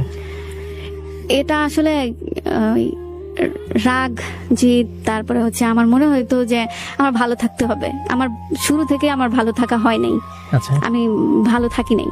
আমার ভালো থাকতে হবে, কাউকে নিয়ে ভালো থাকতে হবে। কারণ আর ফ্যামিলির সাথে যে থাকি, ওর শুধু নেগেটিভ মাইন্ড, কোনো কিছুতে ভালো মাইন্ড নাই। মানে তাদের দিক থেকে তারা ঠিক আছে, কিন্তু তারপরেও আমাকে তাদের বুঝতে হবে যে আমার লাইফে এরকম হয়ে গেছে, তাহলে আমার একটা সাপোর্ট ঠিক আছে, আমাদের হাতে যেহেতু আর 20 মিনিট আছে, আমরা আগায় যাই। তারপরে 2019 সালে আপনার হঠাৎ করে মনে হলো তার সাথে আপনার যোগাযোগ করা দরকার। যোগাযোগ করা তারপরে কি দরকার। বললেন? তারপরে যোগাযোগ করলাম, তখন সে যে বিবাহিত আমাকে বলে নাই, হুম, আমাকে বলে নাই সে বিবাহিত। তো তার সাথে আবার সম্পর্ক রানিং, সে আমাকে বিয়ে করবে, আবার সেই স্বপ্ন দেখাইছে যে আমাকে বিয়ে করবে। তো 20-এর লাস্ট, 19-এর লাস্ট তো শেষ, স্বপ্ন দেখাইছে ঘোরাফেরা, খাওয়া দাওয়া, এগুলাই। না, আপনি মানে সে বিবাহিত বলে নাই বলতে, মানে 19 সালে যখন আপনি আবার তার সাথে যোগাযোগ করছেন, এর মধ্যে যে সে বিয়ে করছে এটা বলেন? না না, বলে নাই। সে বুঝাইতে চাইছে তোমাকেই আমি খুঁজতেছিলাম, কই ছিল এতদিন। আর ওর গার্লফ্রেন্ডের কথা যখন জিজ্ঞেস করতেন? না, আমি জিজ্ঞেস করিনি।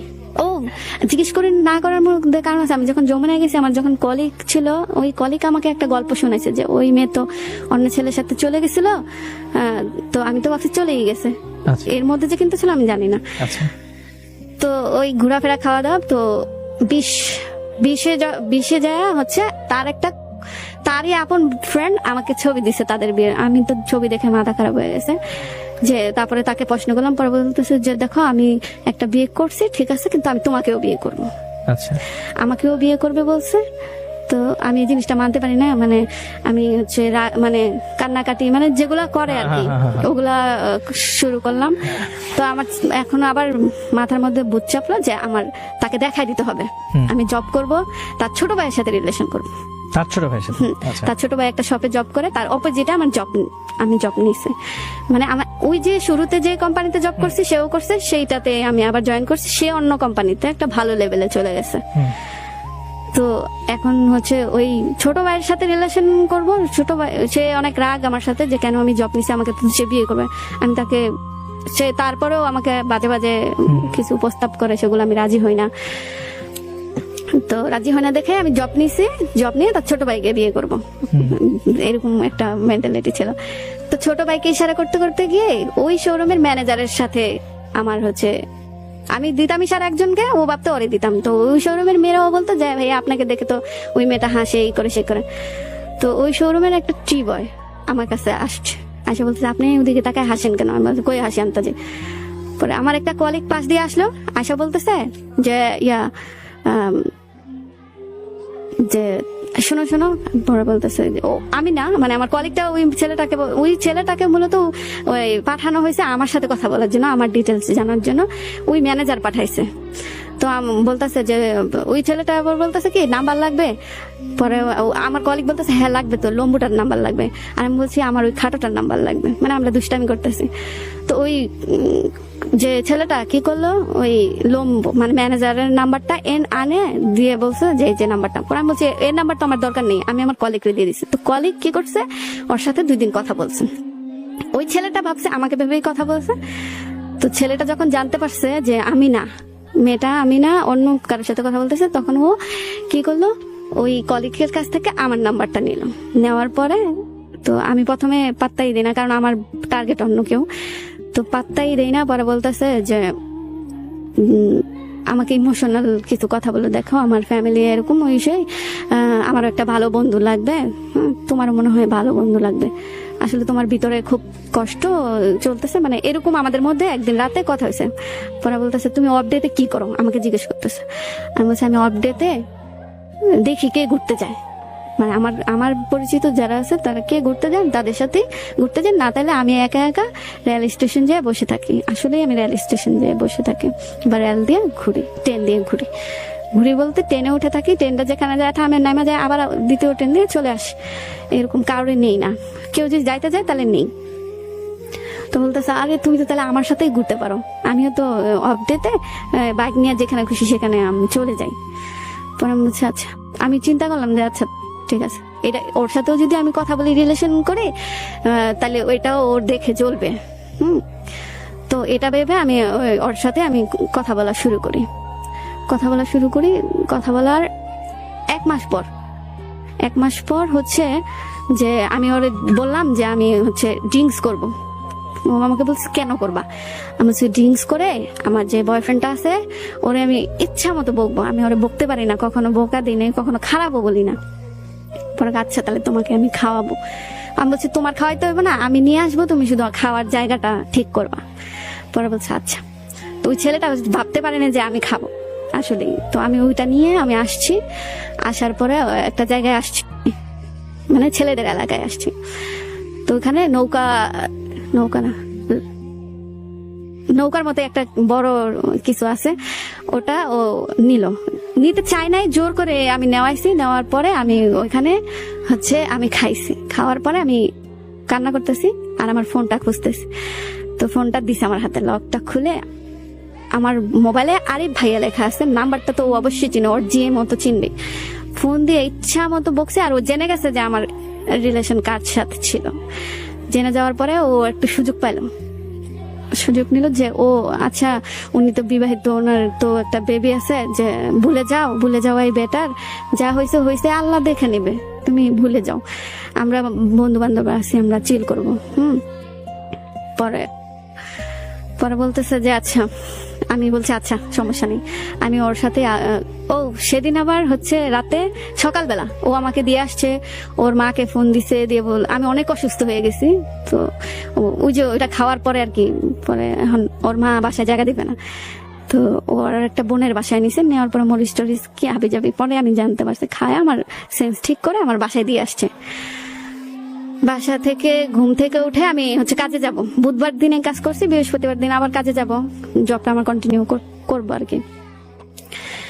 তো কাজে যাব, আমি ওয়াশরুম থেকে এসে আয়নায় দেখি যে আমার শরীরে স্পট আছে। আমি সাথে সাথে ওকে ফোন দিলাম যে এটা কি, পরে আসলে এটা আসলে তুমি যেটা মিন করতেছো সেটা না, মানে ভংচং আমার বুঝাইলে। আমি বলছি আচ্ছা থাক, তখন আমার কোনো জ্ঞান বা বুঝতেও ইচ্ছা করে না, মানে সহজভাবে বুঝতে ইচ্ছা করে না কোনো কিছু। আমি বলছি আচ্ছা যা হয়েছে হয়েছে, আমারই দোষ ছিল, আমি আমারই দোষ মনে করে নিয়েছি। তারপরে ওর সাথে আমি আবার কথা বলি, তারপরেও আমি ওর সাথে আবারও কথা বলা শুরু করি, বাদ দিই না যে আসলে ওর সাথে কথা বললে বিপদে পড়ে যাবো বা কিছু একটা। কথা বলি, তো ওর সাথে আমার খালাতো বোনের পরিচয় করাই দিই। তারপরে আমরা আবার ঘুরতে যাওয়ার ডিসিশন নেই, ওটা টিম একটা, সবাই মিলে। তো সাজেক যাব, তো ওরে নেওয়ার কোনো কথা না, কিন্তু ও শোনার পরে পাগলামি করতেছে, না আমাকে নিয়ে যাও, আমি যাবো, আমি কার সাথে যাব, তোমার সাথে যাব, তোমার একটা ব্যাগ টানার জন্য তো মানুষ লাগে, সেইগুলো বলতেছে। পরে আমি বললাম আমার বোনের সাথে কথা বলতেছে নিয়ে নিলাম, ঘুরতে গেলাম। মানে ওইখানে যায় আমার এত টেক কেয়ার করছে সে আমার বয়ফ্রেন্ড হওয়ার, মানে আমার লাইফ পার্টনার হওয়ার যোগ্য। এর মধ্যে সে আমার প্রেমের হিস্টোরি তো জানছেই, তারপরে আবার জেনে গেছে যে আমার একটা বিয়ে হয়েছে, আমার একটা বেবিও আছে। বেবিটার বয়স এখন, এটা কিন্তু আমি যে কথা বলতেছি সেটা 21 মার্চের কাহিনী। তো তার সাথে আমার ডিসেম্বর থেকে কথা হইতো, আর ডিসেম্বর থেকে কথা হতো, ফেব্রুয়ারিতে তাকে নিয়ে ঘুরতে যাওয়ার ডিসিশন হয়ে গেল। একা না, আমার খালাতো বোন আরো তার বন্ধু বান্ধব এরা। তো আমি অফিস থেকে ছুটি নিয়ে নিই 4 দিনের, উনিও নেওয়ার পরে আমরা যাই। উনি কিন্তু জেনে গেছে আমার 8 বছর, আমার যে বেবিটা বয়স এখন 8 বছর। তো উনি এটাও জানে, তার কোনো সমস্যা নেই। সে ওখানে যেয়ে আমার অনেক টেক কেয়ার করার পরে যেদিন আমরা ঢাকা ব্যাক করব সেদিন সে আমাকে বলে যে সে আমাকে বিয়ে করতে চায়। আমি বলছি আচ্ছা, আমি কিন্তু মোটেও বিয়ে টিয়ে রাজি না, যতদিন আমি এখানে জব করবো তুমি আসো, তারপরে আমি তো বাসায় যাবো। বাসায় চলে গেলে আমি বাসার আয়ত্তে, আমার ফ্যামিলি, আমার ছোট খালা, বিশেষ করে আমার ছোট খালা যা বলবে আমি তাই শুনবো, কয়দিন আর জবটা করবোই। তো আমি বলছি আচ্ছা হ্যাঁ রাজি, এই সেই বলে আমি চলে আসছি। তার সাথে কন্টিনিউ কথা, সে আমাকে প্রতিদিন, রিলেশন হওয়ার আগেও প্রতিদিন আমার বাসায় দিয়ে আসতো, আমার ব্যাগটা তার হাতে থাকতো, আবার আমার বাসা থেকে আমাকে সে নিয়ে আসতো, যমুনাতে নিয়ে আসতো।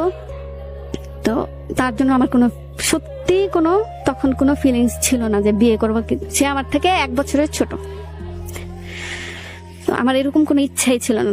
সবসময় সে তার ফ্যামিলির কথা বলতো যে আমার মা তোমার মতন, কিন্তু তুমি তো ও তো নিয়ে গেছে, আর আমার মা আমাকে দেয়নি, কিন্তু কুত্তা বিড়ালের মতো আমাকে হচ্ছে সে মানুষ করছে, মানুষের কাছে দিয়ে সে বিদেশে গেছে, সে আমি রাস্তায় রুটি খাইছি টোকায়া এই সেই এগুলো বলতেছে যে আমি পড়াশোনা করছি, আমি আজকে এই জায়গায় আমার নানুর কারণে, বুঝছো, মানে অনেক ইমোশনাল কথা বলতো, কান্নাকাটি করতো। তো এক সময় যখন মার্চে ওর একটা ফ্রেন্ড বিয়ে করছে এইভাবেই, যেভাবে আমাকে ও প্রস্তাব দিছে ওইভাবে, মানে ফ্যামিলিকে না জানায়, দুই ফ্যামিলি জানে না, বিয়ে করে থাকবে, ওই ছেলের বড় ভাই যখন বিয়ে করবে তখন হচ্ছে ওই মেয়েটাকে নিবে। তো এটা বলে ওরা বিয়ে করছে। ওদের বিয়ের 2 মাস পরে সে আমাকে চাপ দিচ্ছে, চলো আমরাও ওইভাবে বিয়ে করি, ওরা তো সুখী আছে, তো আমরাও চলো বিয়ে করি। এর মাঝখানে হচ্ছে রোজার ঈদের আগে আমার বাসা থেকে বিয়ে ঠিক করছে, এখন চাকরি বাকরি ছেড়ে দেবো সবকিছু, বাসা থেকে বিয়ে ঠিক করছে, আমি রাজি। আমার বাবা হুজুরের সাথে আমার বিয়ে ঠিক করছে। তো আমিও চাইতাম যে আমি হচ্ছে যে হয় একেবারে ভালো হয়ে যাব, ভালোভাবে আমার জীবনটা কাটবে কারোর সাথে, না হয় এই যেভাবেই যাবে। তো আমার বাবা যখন আমার বিয়ে ঠিক করছে একটা হুজুরের সাথে, আমি রাজি হয়ে গেছি। আমার বাবা হুজুর, সেও তো আমার হুজুরের সাথে দিতে চেষ্টা করবে। তো আমি রাজি হয়ে গেছি বিয়েতে, তাকে জানাইছি। জানানোর পরে বলতেছে, সে তো কান্নাকাটি, আমার বোন আমার খালাতো বোনের পায়ে ধরে, আমার পায়ে ধরে, যে দেখেন তাহলে আমার জীবনটা কেমনে কাটবো, আমি তো ওরে অনেক ভালোবাসা ফেলাইছি, আমার জীবনটা অনেক কষ্টের, আমরা গরিব, হ্যাঁ, ও আপনারা যদি একটু ঠাই দেন আমাকে, তাহলে আমি থাকবো আপনাদের কাছে সারা জীবন। তো আমার বোন বলতেছে, এইসব কথায় কান দিস না, এইসব ইমোশনাল কথা অনেক বলবে, সমস্যা নাই। পরে হচ্ছে আমিও পাত্তা দেইনি। তো আমি জবটা ছেড়ে দিব, আমার 1 মাস আগে জানাইতে হবে, আমি জানাই দিছি। পরে আমাকে বলতেছে, প্লিজ ছাইরো না, প্লিজ ছাইরো না। তো আমার মনের ভিতরে কেন জানি মানে এত ভালোবাসতো, আমি শোরুমের পানি খাইতে পারতাম না। সে বাসা থেকে ফোটানো পানি আমার জন্য নিয়ে আসতো। আমাদের বাসার যে একটা ভাবি কাজ করতো, সে যদি একদিন না আসতো তাহলে আমার কাপড় চাপড় কে ধুবে, ওই টেনশনটা যখন আমি করতাম, সে বলতো, আমি তোমার বাসার সামনে দাঁড়ায় আছি, তুমি ব্যাগ দিয়ে কাপড়গুলো নিয়ে আসো, আমি ধুয়ে দেবো। আমি তাই করতাম, আমার কাপড় চাপড় দিয়ে দিতাম বাসায় জোড়াজুড়ি করে, আমার ইউনিফর্ম এগুলো আমার কাপড় চাপড় নিত, ধুইতো, আমার জন্য খাবার বাসা থেকে বয়ে আনতো। আমি আবার বাসা থেকে খাবার খাইতাম না, আমার একবেলা কিনা খাইতে হইতো, সেটাও আমাকে সে খাওয়াইতো। মানে অনেক ভালোবাসতো, অনেক কেয়ার করছে। তো সেজন্য আমার একটু মানে মনের ভিতরে যে আসলে আমি কি একটু বিশ্বাস করে দেখবো। ওদিকে কিন্তু ছেলেদের বাসায় চলে গেছে, ছেলে টেলে দেখে আসছে, আর হুজুর তো ওনারা বলতেছে যে আমি যেদিন যাব, আমি ওদিন মেয়েকে বিয়ে করে নিয়ে একবার আমার সাথে চলে আসবো। আমরা এভাবে মেয়ে দেখি সরাসরি, এমনিতে আমার ছবি দেখছে, সে এক দেখাই পছন্দ করছে। তো আমি ওরে জানাইলাম। পরে কেন জানি আমার মনের মধ্যে তার জন্য মায়া হলো, যে আসলে একটা মানুষ আমার জন্য এত করছে, হইতেও তো পারে সেও আমার জন্য বেটার। তো আমি সবরাতের নামাজ পড়লাম। নামাজ পড়ে আমি বললাম আল্লাহর কাছে, যে আল্লাহ, আমার জন্য যে ঠিক তুমি তাকেই আমাকে দিও, তার জন্যই আমার মনটা নরম করে দিও। এটা হচ্ছে মার্চের কাহিনী, মার্চের সবরাতের সময়। তো এরপরেও ও আমার বাসা থেকে আবার আমার বড় ভাই বলছে যে বিয়েটা ঈদের পরে দিবে, আমার ভাই আসার চেষ্টা করবে, ছোট বোন ঈদের পরে বিয়ে দিবে, আমি আসবো। তো ওই ছেলে পক্ষ আবার কি করছে, প্রথমে মেনে নিছে, ওকে। তো আমি ভাবলাম যে তাহলে সবাই বলতেছে চাকরিটা ছাড়ো, তো আমি সবাই অনুরোধ করে বলছি যে আমি রোজার মাসটা আমি করি, আমি এতদিন করে আসছি, তাদের জন্য আমার একটা মায়া হয়েছে, আমি করি। তো বাসা থেকে সবাই রাজি হয়েছে। রোজার 1 সপ্তাহ আগে ওই ছেলে পক্ষ ফোন করে বলছে যে আপনারা যদি রোজার আগে দেন তাহলে মেয়েটাকে আমরা নিয়ে আসবো, আর যদি না দেন তাহলে বিয়েটা পসিবল না। আমার ছোট কালার তো অনেক জিদ, এমনিতে গ্রামে এসে একটু গ্রামে দিবে না এরকম ভাব। পরে বলতেছে বিয়ে ক্যান্সেল, আপনাদের কাছে মেয়ে দিবই না, আপনাদের খুদ আছে, হ্যাঁ নিশ্চয়ই, সেজন্য আপনারা এইসব। ওই ছেলেটা আবার জানতো আমার কাহিনী, ওই ছেলের আবার কোনো নাই, বিয়ে টিয়ে নাই। পরে বলতেছে আপনাদের ভিতরে কোনো খুদ আছে, আমরা মেয়ে দিব না, আপনারা যদি পায়েও ধরেন তাও মেয়ে দিব না, দিয়ে দিছে ভাইটা। তো আমার তো চাকরি ছাড়ার আর অপশন নাই। এর মধ্যে যখন ও শুনছে যে আমার বিয়েটা ভেঙে গেছে, তখন ও তো অনেক খুশি, নামাজ পড়ে আমাকে দেখায়, সে নামাজ পড়ে। তো আমি ভাবছি তাহলে আল্লাহরই হয়তো ইশারা যে আমার বিয়েটা এর জন্যই ভাঙছে। তো সে ডিসিশন নিছে যে ওরা যেভাবে বিয়ে করছে, মানে ওর একটা ফ্রেন্ড একই নামের বিয়ে করছে, যে ওইভাবে আমরা বিয়ে করে রাখবো, যখন তোমাকে বিয়ের জন্য চাপ দিবে বাসায় বলবা, রাজি না হলে আমি তোমাকে নিয়ে চলে আসবো, পারবা না আমার সাথে কষ্ট করে থাকতে? বলছি পারবো, কিন্তু বিয়েটা করবো না, বিয়েটা পরেই করবো, ফ্যামিলিকে মানাই। সে আবার কান্নাকাটি, ইমোশনাল কথা, যে আজকে আমি গরিব দেখা, আমার বাবা নাই দেখা অবহেলা করতেছ, যা আসছে মুখ দিয়ে তাই বলছে। তখন আমি ফোনটা অফ, ঈদের পরের দিন ফোনটা অফ করে রাখছি। ওর একটা বন্ধুরা ফোন দিছে ইচ্ছা মতো, হচ্ছে আমার নানুর নাম্বার জানতো, নানুর মোবাইলটা আমার কাছে রাখছি ইচ্ছা করে, যে ও ফোন দিলে কি গন্ডগোল হয়। তো সবার সাথে আমি কথা বলছি, শুধু ওর সাথে আমি কথা বলি নাই। তো আমি ফোনটা খুলছি আবার, আমার আসলে আমি অনেক শয়তান। ফোনটা খোলার পরে একটা ফোন আসছে যে ও তো 6 তলায় দাঁড়ায় আছে, আপনি যদি একবার না করেন ওরে বিয়ে করবেন না, তাহলে কিন্তু 6 তলা থেকে লাফ দিয়ে দেবে। আর যে বলতেছিল সে কান্নাকাটি করেই বলতেছিল। তো আমার তো পসিবল না এই রাতের বেলা আমি যাই আসলেই সত্যি মিথ্যা যাচাই করবো কিনা। তো আমি বলছি আচ্ছা আমি ওকে ফোন দিচ্ছি। তো আমি ফোন দিয়ে বললাম যে হ্যাঁ আমাদের কালকে বিয়ে হবে, 16 তারিখ, 14 তারিখে ঈদ হয়েছে, 15, 16 তারিখ। ও 15 তারিখ সে আবার আমাকে রাজি করানোর জন্য দুপুর 2টা থেকে 4টা পর্যন্ত, 5টা পর্যন্ত সে বৃষ্টিতে ভিজছে। আমি কোথায় আমার ফ্যামিলির সাথে ঘুরতে গেছি, সে ওইখানে যায় আমাকে খুঁজে বের করছে। হ্যাঁ, ভিজছে, আমার সামনে আসছে, আমি দেখছি সে কষ্টে কাতর, আমার মায়া হয়েছে তারে দেখা অনেক, সে আমার জন্য কষ্ট করতে পারবে এরকম ফিল হয়েছে। তো আমি সবকিছু যাচাই করে সারা রাত ওদিন আমি ঘুমাই নাই, যে কি করবো আসলে, আমি কি আসলে ওর জন্য কি রাজি হয়ে যাব, হইতেও তো পারে ভালো। আমার তো বড়লোক জায়গায় বিয়ে হয়েছিল না একবার, আবার ঠিকও তো হয়েছে অনেক বড়লোক একটা জায়গায়, আর ছিলাম তো, জন্ম তো হয়েছে ভালো একটা ফ্যামিলিতেই, ভালোভাবেই তো ছিলাম। তো আচ্ছা তাহলে ও গরিব তো কি হয়েছে, আমি ওকে বিয়ে করেই ফেলি। তো রাজি হয়েছি। ওই সময় আমার মেয়ে আবার আমার কাছে, ওর ডেটও 16 তারিখে, ওকে দিয়ে আসতে হবে, ওর দাদু ফোন দিচ্ছে ওর দিয়ে যাও। তো সকালবেলা আমি ওকে দিয়ে আসলাম, আমার মেয়েকে দিয়ে আসলাম, আমার মেয়ের সাথেও দেখা করছে, ছবি তুলছে, সবকিছু করছে। তো আমার মেয়েকে দিয়ে আসার সময় রাস্তায় ওর একটা বন্ধু বিয়ের শাড়ি এগুলা নিয়ে আমার জন্য ওয়েট করতেছে। সবাই জানে আমি আমার মেয়েকে দিয়ে আসতে যেতেছি, হয়তো মেয়ের সাথে একটা রেস্টুরেন্টে বসবো, খাবো, একটু দেরি হবেই, কেউ আমাকে ফোনও দেয় না বা কিছু না। এমনিতেও আমি বাসায় দেরি করে গেলেও আমাকে ফোন দিবে না, বাসায় যাওয়ার পরে ধরবে। তার সাথে কাজে আমি ভাবছিলাম যে সেদিন বিয়েটা হবে না, সে আমাকে ঘুরে টুরে বাসায় দিয়ে যাবে। আমি তারে অনেকবার রিক্সায় তার হাতটা ধরে আমি বলছি যে দেখো আমার জীবনে একটা অ্যাক্সিডেন্ট আছে, আর তুমি তোমার মা তোমাকে কুত্তার মতো মানুষ করুক, কিন্তু তুমি তোমার মার একটা মাত্র ছেলে, তোমার মার জীবনটাও কিন্তু অনেক কষ্টের, ওর বাবা নাই,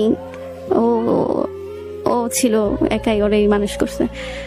অনেক কিছু বুঝালাম, সে আমি কি কান্না করি তার চেয়ে বেশি সে কান্না করে, যে না না তুমি থাকলে আমার জীবনটা অনেক সুন্দর হবে, অনেক সুন্দর হবে, তুমি যদি না থাকো তাহলে আমার জীবনটা শেষ হয়ে যাবে, আমি বাঁচবই না হয়তো। সে আমাকে এগুলো বললো। পরে কাজে অফিসে গেলাম, যাওয়ার পরে বিয়ে হলো। তার একটা ফ্রেন্ড ওখানে বসেছিল, কাজে অনেক কিছু জিজ্ঞেস করবে বলে উনি ওখানে বসেছিল, স্থানীয় তো। আর কাজে অফিসটা আমি চিনি না, ওরা কিভাবে নিয়ে গেছে আমি জানি না। তো সেই স্থানীয় সে বসে ছিল, 2-3টা ছেলে ছিল, একটা মেয়ে ছিল, আমার পক্ষ থেকে কেউ ছিল না। তো কাজী যাতে বেশি কিছু না জিজ্ঞেস করতে পারে সেজন্য সে কাজীর কাছে বসে রয়েছে, একদম কাজীর কাছে। আমি গেলাম ওইখানে, সাইন টাইন করলাম সবকিছু। ওর পাশ থেকে ওর ফ্রেন্ডরা ভিডিও করছে, মানে আমাকে ফাঁসানোর জন্য, যে আমি বিয়ে যাতে কখনো অস্বীকার না করতে পারি, সেজন্য ভিডিও টিডিও করছে। করার পরে বিয়ে শেষ হয়েছে, হওয়ার পরে ও আমাকে আমার বাসায় দিয়ে গেছে, ওর বাসায়। এপ্রিলের 16 তারিখ আমাদের বিয়ে হয়েছে। বিয়ে হওয়ার পরে ভালোই যাইতেছিল, জবটা আমার ছেড়ে দেওয়ার কথা, এখন ছেড়ে দিয়ে কি করব, হ্যাঁ ছাড়ি না, জবটাও করতেছি, সবকিছুই ঠিকঠাক চলতেছিল। আমরা মানে প্ল্যানিং করতেছি যে কিভাবে, এর মধ্যে আমার কোনো বিয়ের কথা, মানে বাসা থেকেও কোনো চাপ, কোনো কিছু, বা আমি কি করতেছি, কেমনে চলতেছি, এই যে রাতের বেলা বাহিরে বাসায় দেরি করে যাই, হ্যাঁ এগুলা নিয়েও কারো মাথা ব্যথা তখন ছিল না ওই সময়টা, বিয়ের পরটা। তো আমি বুধবারেও বাসায় থাকতাম না, আমি বাসায় মোটেও থাকতাম না। শুধু এটা একটু নোটিস করছে আমার নানু একদিন আমাকে ডাইকা, বিয়ের পরে, বিয়ের 1 মাস পরে আমাকে ডাইকা নিয়ে বলতেছে তুই কি কারোর পছন্দ করস? আমি বলছি যে না, আমি একটু বলে দেখি যে কি হয়, আমি তো জানাই নেই আমার ফ্যামিলিতে, না জানাই আমি এত বড় একটা কাজ করে ফেলছি, মনে তো হইতে পারতো যে আমার ফ্যামিলি রাজিও হইতে পারতো। তো আমি আমার নানুকে বলছি, নানু একটা ছেলে আমাকে পছন্দ করে, যদি বলে আমি পছন্দ করি তাহলে আমাকে চাকরিটা কোনো মতেই করতে দেবে না। তো আমি বলছি নানু একটা ছেলে আমাকে পছন্দ করে। পরে বলতেছে যে নাম কি, বাড়ি কই, গড় কই, এগুলো। পরে আমি বলছি ওর একটা মা আছে জব করে, ওর একটা নানু আছে জব করে, আর কি জব করে আমি তখনও জানি না ওনারা কি জব করে, আর ও জব করে। পরে কই তাহলে তোর ছোট খালা লোকে কয়ে দেখবো না, ছোট খালার সাথে কইছে, ছোট খালায় কয় না এটি পসিবল না, তাহলে কি তুমিও যা জব করবা? পরে আমি বলছি যে করা লাগলে করলাম। পরে আমাকে আমার ছোট খালা বললো যে দেখো একটা ট্রেন চলতেছে, প্রতিদিন তুমি দৌড়ায় দৌড়ায় যায়, দাঁড়ায় দাঁড়ায় ট্রেন দিয়ে তোমার গন্তব্য স্থানে যাও। 1 বছর 2 বছর 3 বছর গেলা, একদিন তুমি অনেক বিরক্ত হয়ে গেলা, তখন কি করবা জানো? ট্রেনটা লাগতে দিয়া যা ট্রেন জায়গা, পরে ট্রেনে আমো। তুমি এরকম করতে পারবা না, অলরেডি তুমি একটা করে তোমার হয়ে গেছে একটা, তো যা করবা ভাবি না। আমি আরে আমারে পছন্দ করে, আমি তো করি না। পরে আচ্ছা বাদ দাও, জব করতেছো করো। আচ্ছা, তো এইভাবে আমি আমাদের চলতে থাকে দুজনের, খুব ভালো, মানে অনেক ভালো। যে বিয়ের পরে একটা চেঞ্জ হয়ে যাওয়া, আদরের কম, টেক কেয়ারের কম, কিচ্ছুর কোনো কমতি নাই, আর বরঞ্চ আরো বেশি। মানে সে আমার সব খরচ দিচ্ছে, আমি না চাইতেই সে আমার জন্য ওইটা অর্ডার করতেছে, ওইটা অর্ডার করতেছে, ওইটা আনতেছে আমার জন্য সে সব করতেছে, সব কোনটা আমার ভালো লাগে, কোনটা আমি চাইতেছি, সব করতেছে। তো হঠাৎ আমি একদিন আমার জবটা ছেড়ে দিই, ছাড়তেই হবে, বাসা থেকে বলতেছে যে এত কষ্ট করে জব করতে হয় না, আর আমার জন্য কষ্ট হয়ে যাচ্ছে, জবটা ছেড়ে দে। জবটা ছাড়ার কথা জানুয়ারির দিকে কথা চলতেছে যে ছেড়ে দেব। ওই মুহূর্তে আমার একটা কলিগকে মানে আমার হাজবেন্ডের বস, ওই ভদ্রলোক পছন্দ করে ফেলে। ও দেখতে অনেক সুন্দর, আমরা একসাথেই জব করি। তো ওই মেয়েটাকে মানে ওদের মানে ওই ভদ্রলোক আর আমার যে হাজবেন্ড ইমন, ওর নাম হচ্ছে ইমন, ওদের দুজনের মধ্যে কি কথা হয়েছে আমি জানি না। তো আমাকে বলছে যে জান্নাত, আমার বস তোমার সাথে কথা বলবে, হ্যাঁ তুমি কিন্তু এই আমাদের যে বিয়ে হয়েছে সেটা বললো না। আমি বলছি আচ্ছা। তো ভদ্রলোকের সাথে আমার কথা হয়েছে, ভদ্রলোক হাই হ্যালো সালামি দিল, এতটুকুই। তো একদিন আমাকে বলতেছে ওই মেয়েটার নাম্বার এনে দিতে পারবা? আমি বলছি কেন? পরে বলতেছে আছে একটা কাহিনী, আনা দাও না।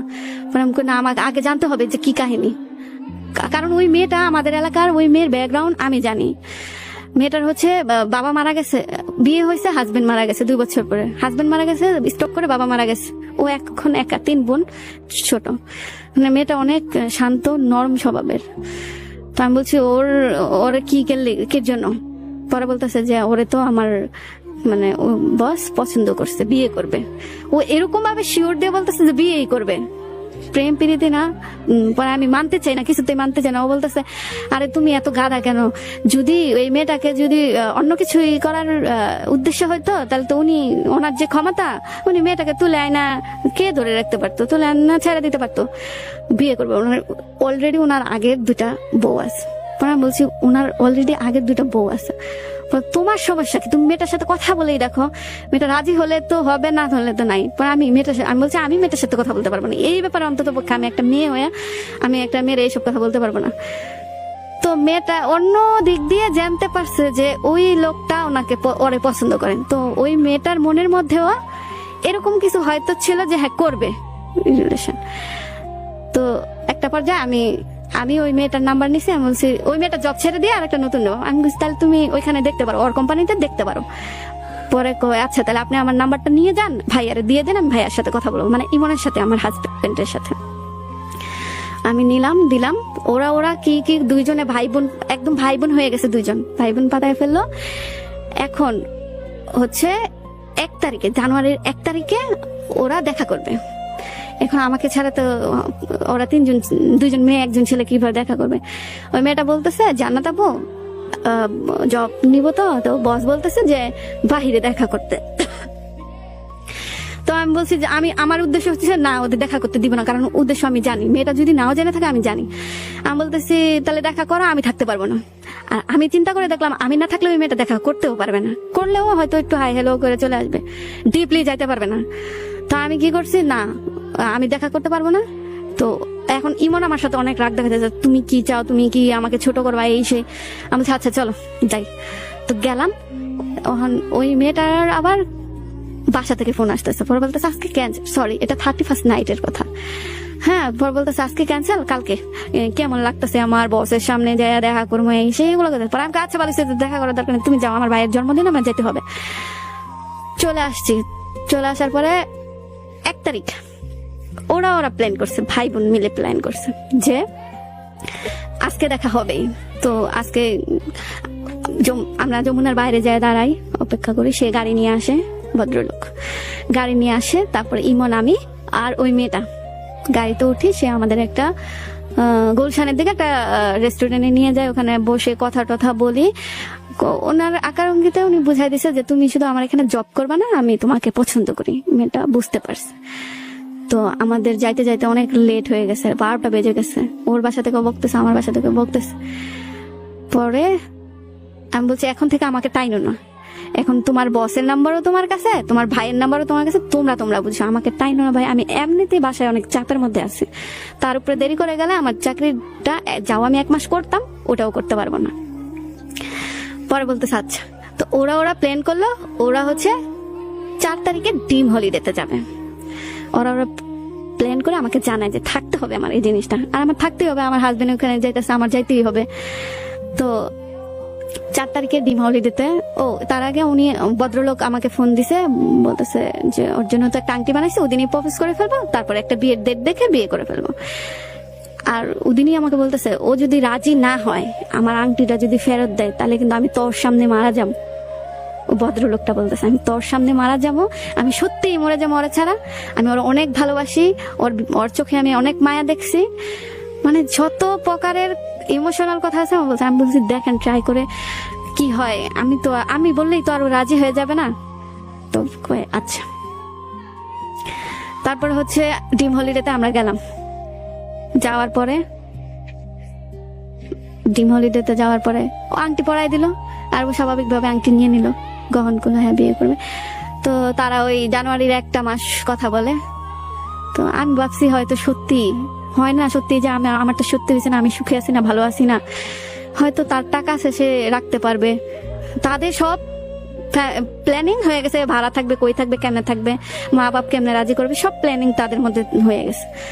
তো এখানে আমি তো আর কিছু বলতে পারি না যে দেখো তুমি আর একটু ভাবো। তারপরেও আমি অনেকবার বলছি দেখো তুমি একটু ভাবো, অনেক কিছু ভাবার আছে, হুট করে একটা কাজ করে ফেলে হয় না। আমার আর ইমনের ব্যাপারটা অনেক আলাদা, আর তোমার ব্যাপারটা অনেক আলাদা। ও বলছে আমি ভাবছি। এর মধ্যে ওই মেয়েটাকে ইমপ্রেস করার জন্য সব করছে। রাতে 2টা বাজে মেয়েটার বাসার সামনে এসে বসে রয়েছে, ফুল দিয়ে ছাদে হঠাৎ প্রপোজ করছে, অনেক কাহিনী করছে। তো মেয়েটাও ভাবছে যে সত্যিকারই হয়তো ভালোবাসে। তো ফেব্রুয়ারির 24 তারিখ তারা ডেট ফিক্সড করলো, তারা বিয়ে করবে। উত্তরা একটা রেস্টুরেন্ট বুক করছে। তো মেয়ের সাথে তো কেউ নেই, আমারই থাকতে হবে। মেয়ের ভাই হচ্ছে ইমন, ভাই পাতানো ভাই আমার হাজবেন্ড। তো আমার থাকতে হবে। সেই ক্ষেত্রে আমি ওই মেয়েটার সাথে পার্লারে গেলাম, আমিও সাজুগুজু করলাম, ও সাজুগুজু করলো। পরে আমরা একটা ওভারে করে হচ্ছে উত্তরায় চলে গেলাম। রেস্টুরেন্টটার নামটা আমার আসলে মনে নেই। তো রেস্টুরেন্টটায় গেলাম, খাওয়া দাওয়া করলাম, বিয়ে হলো।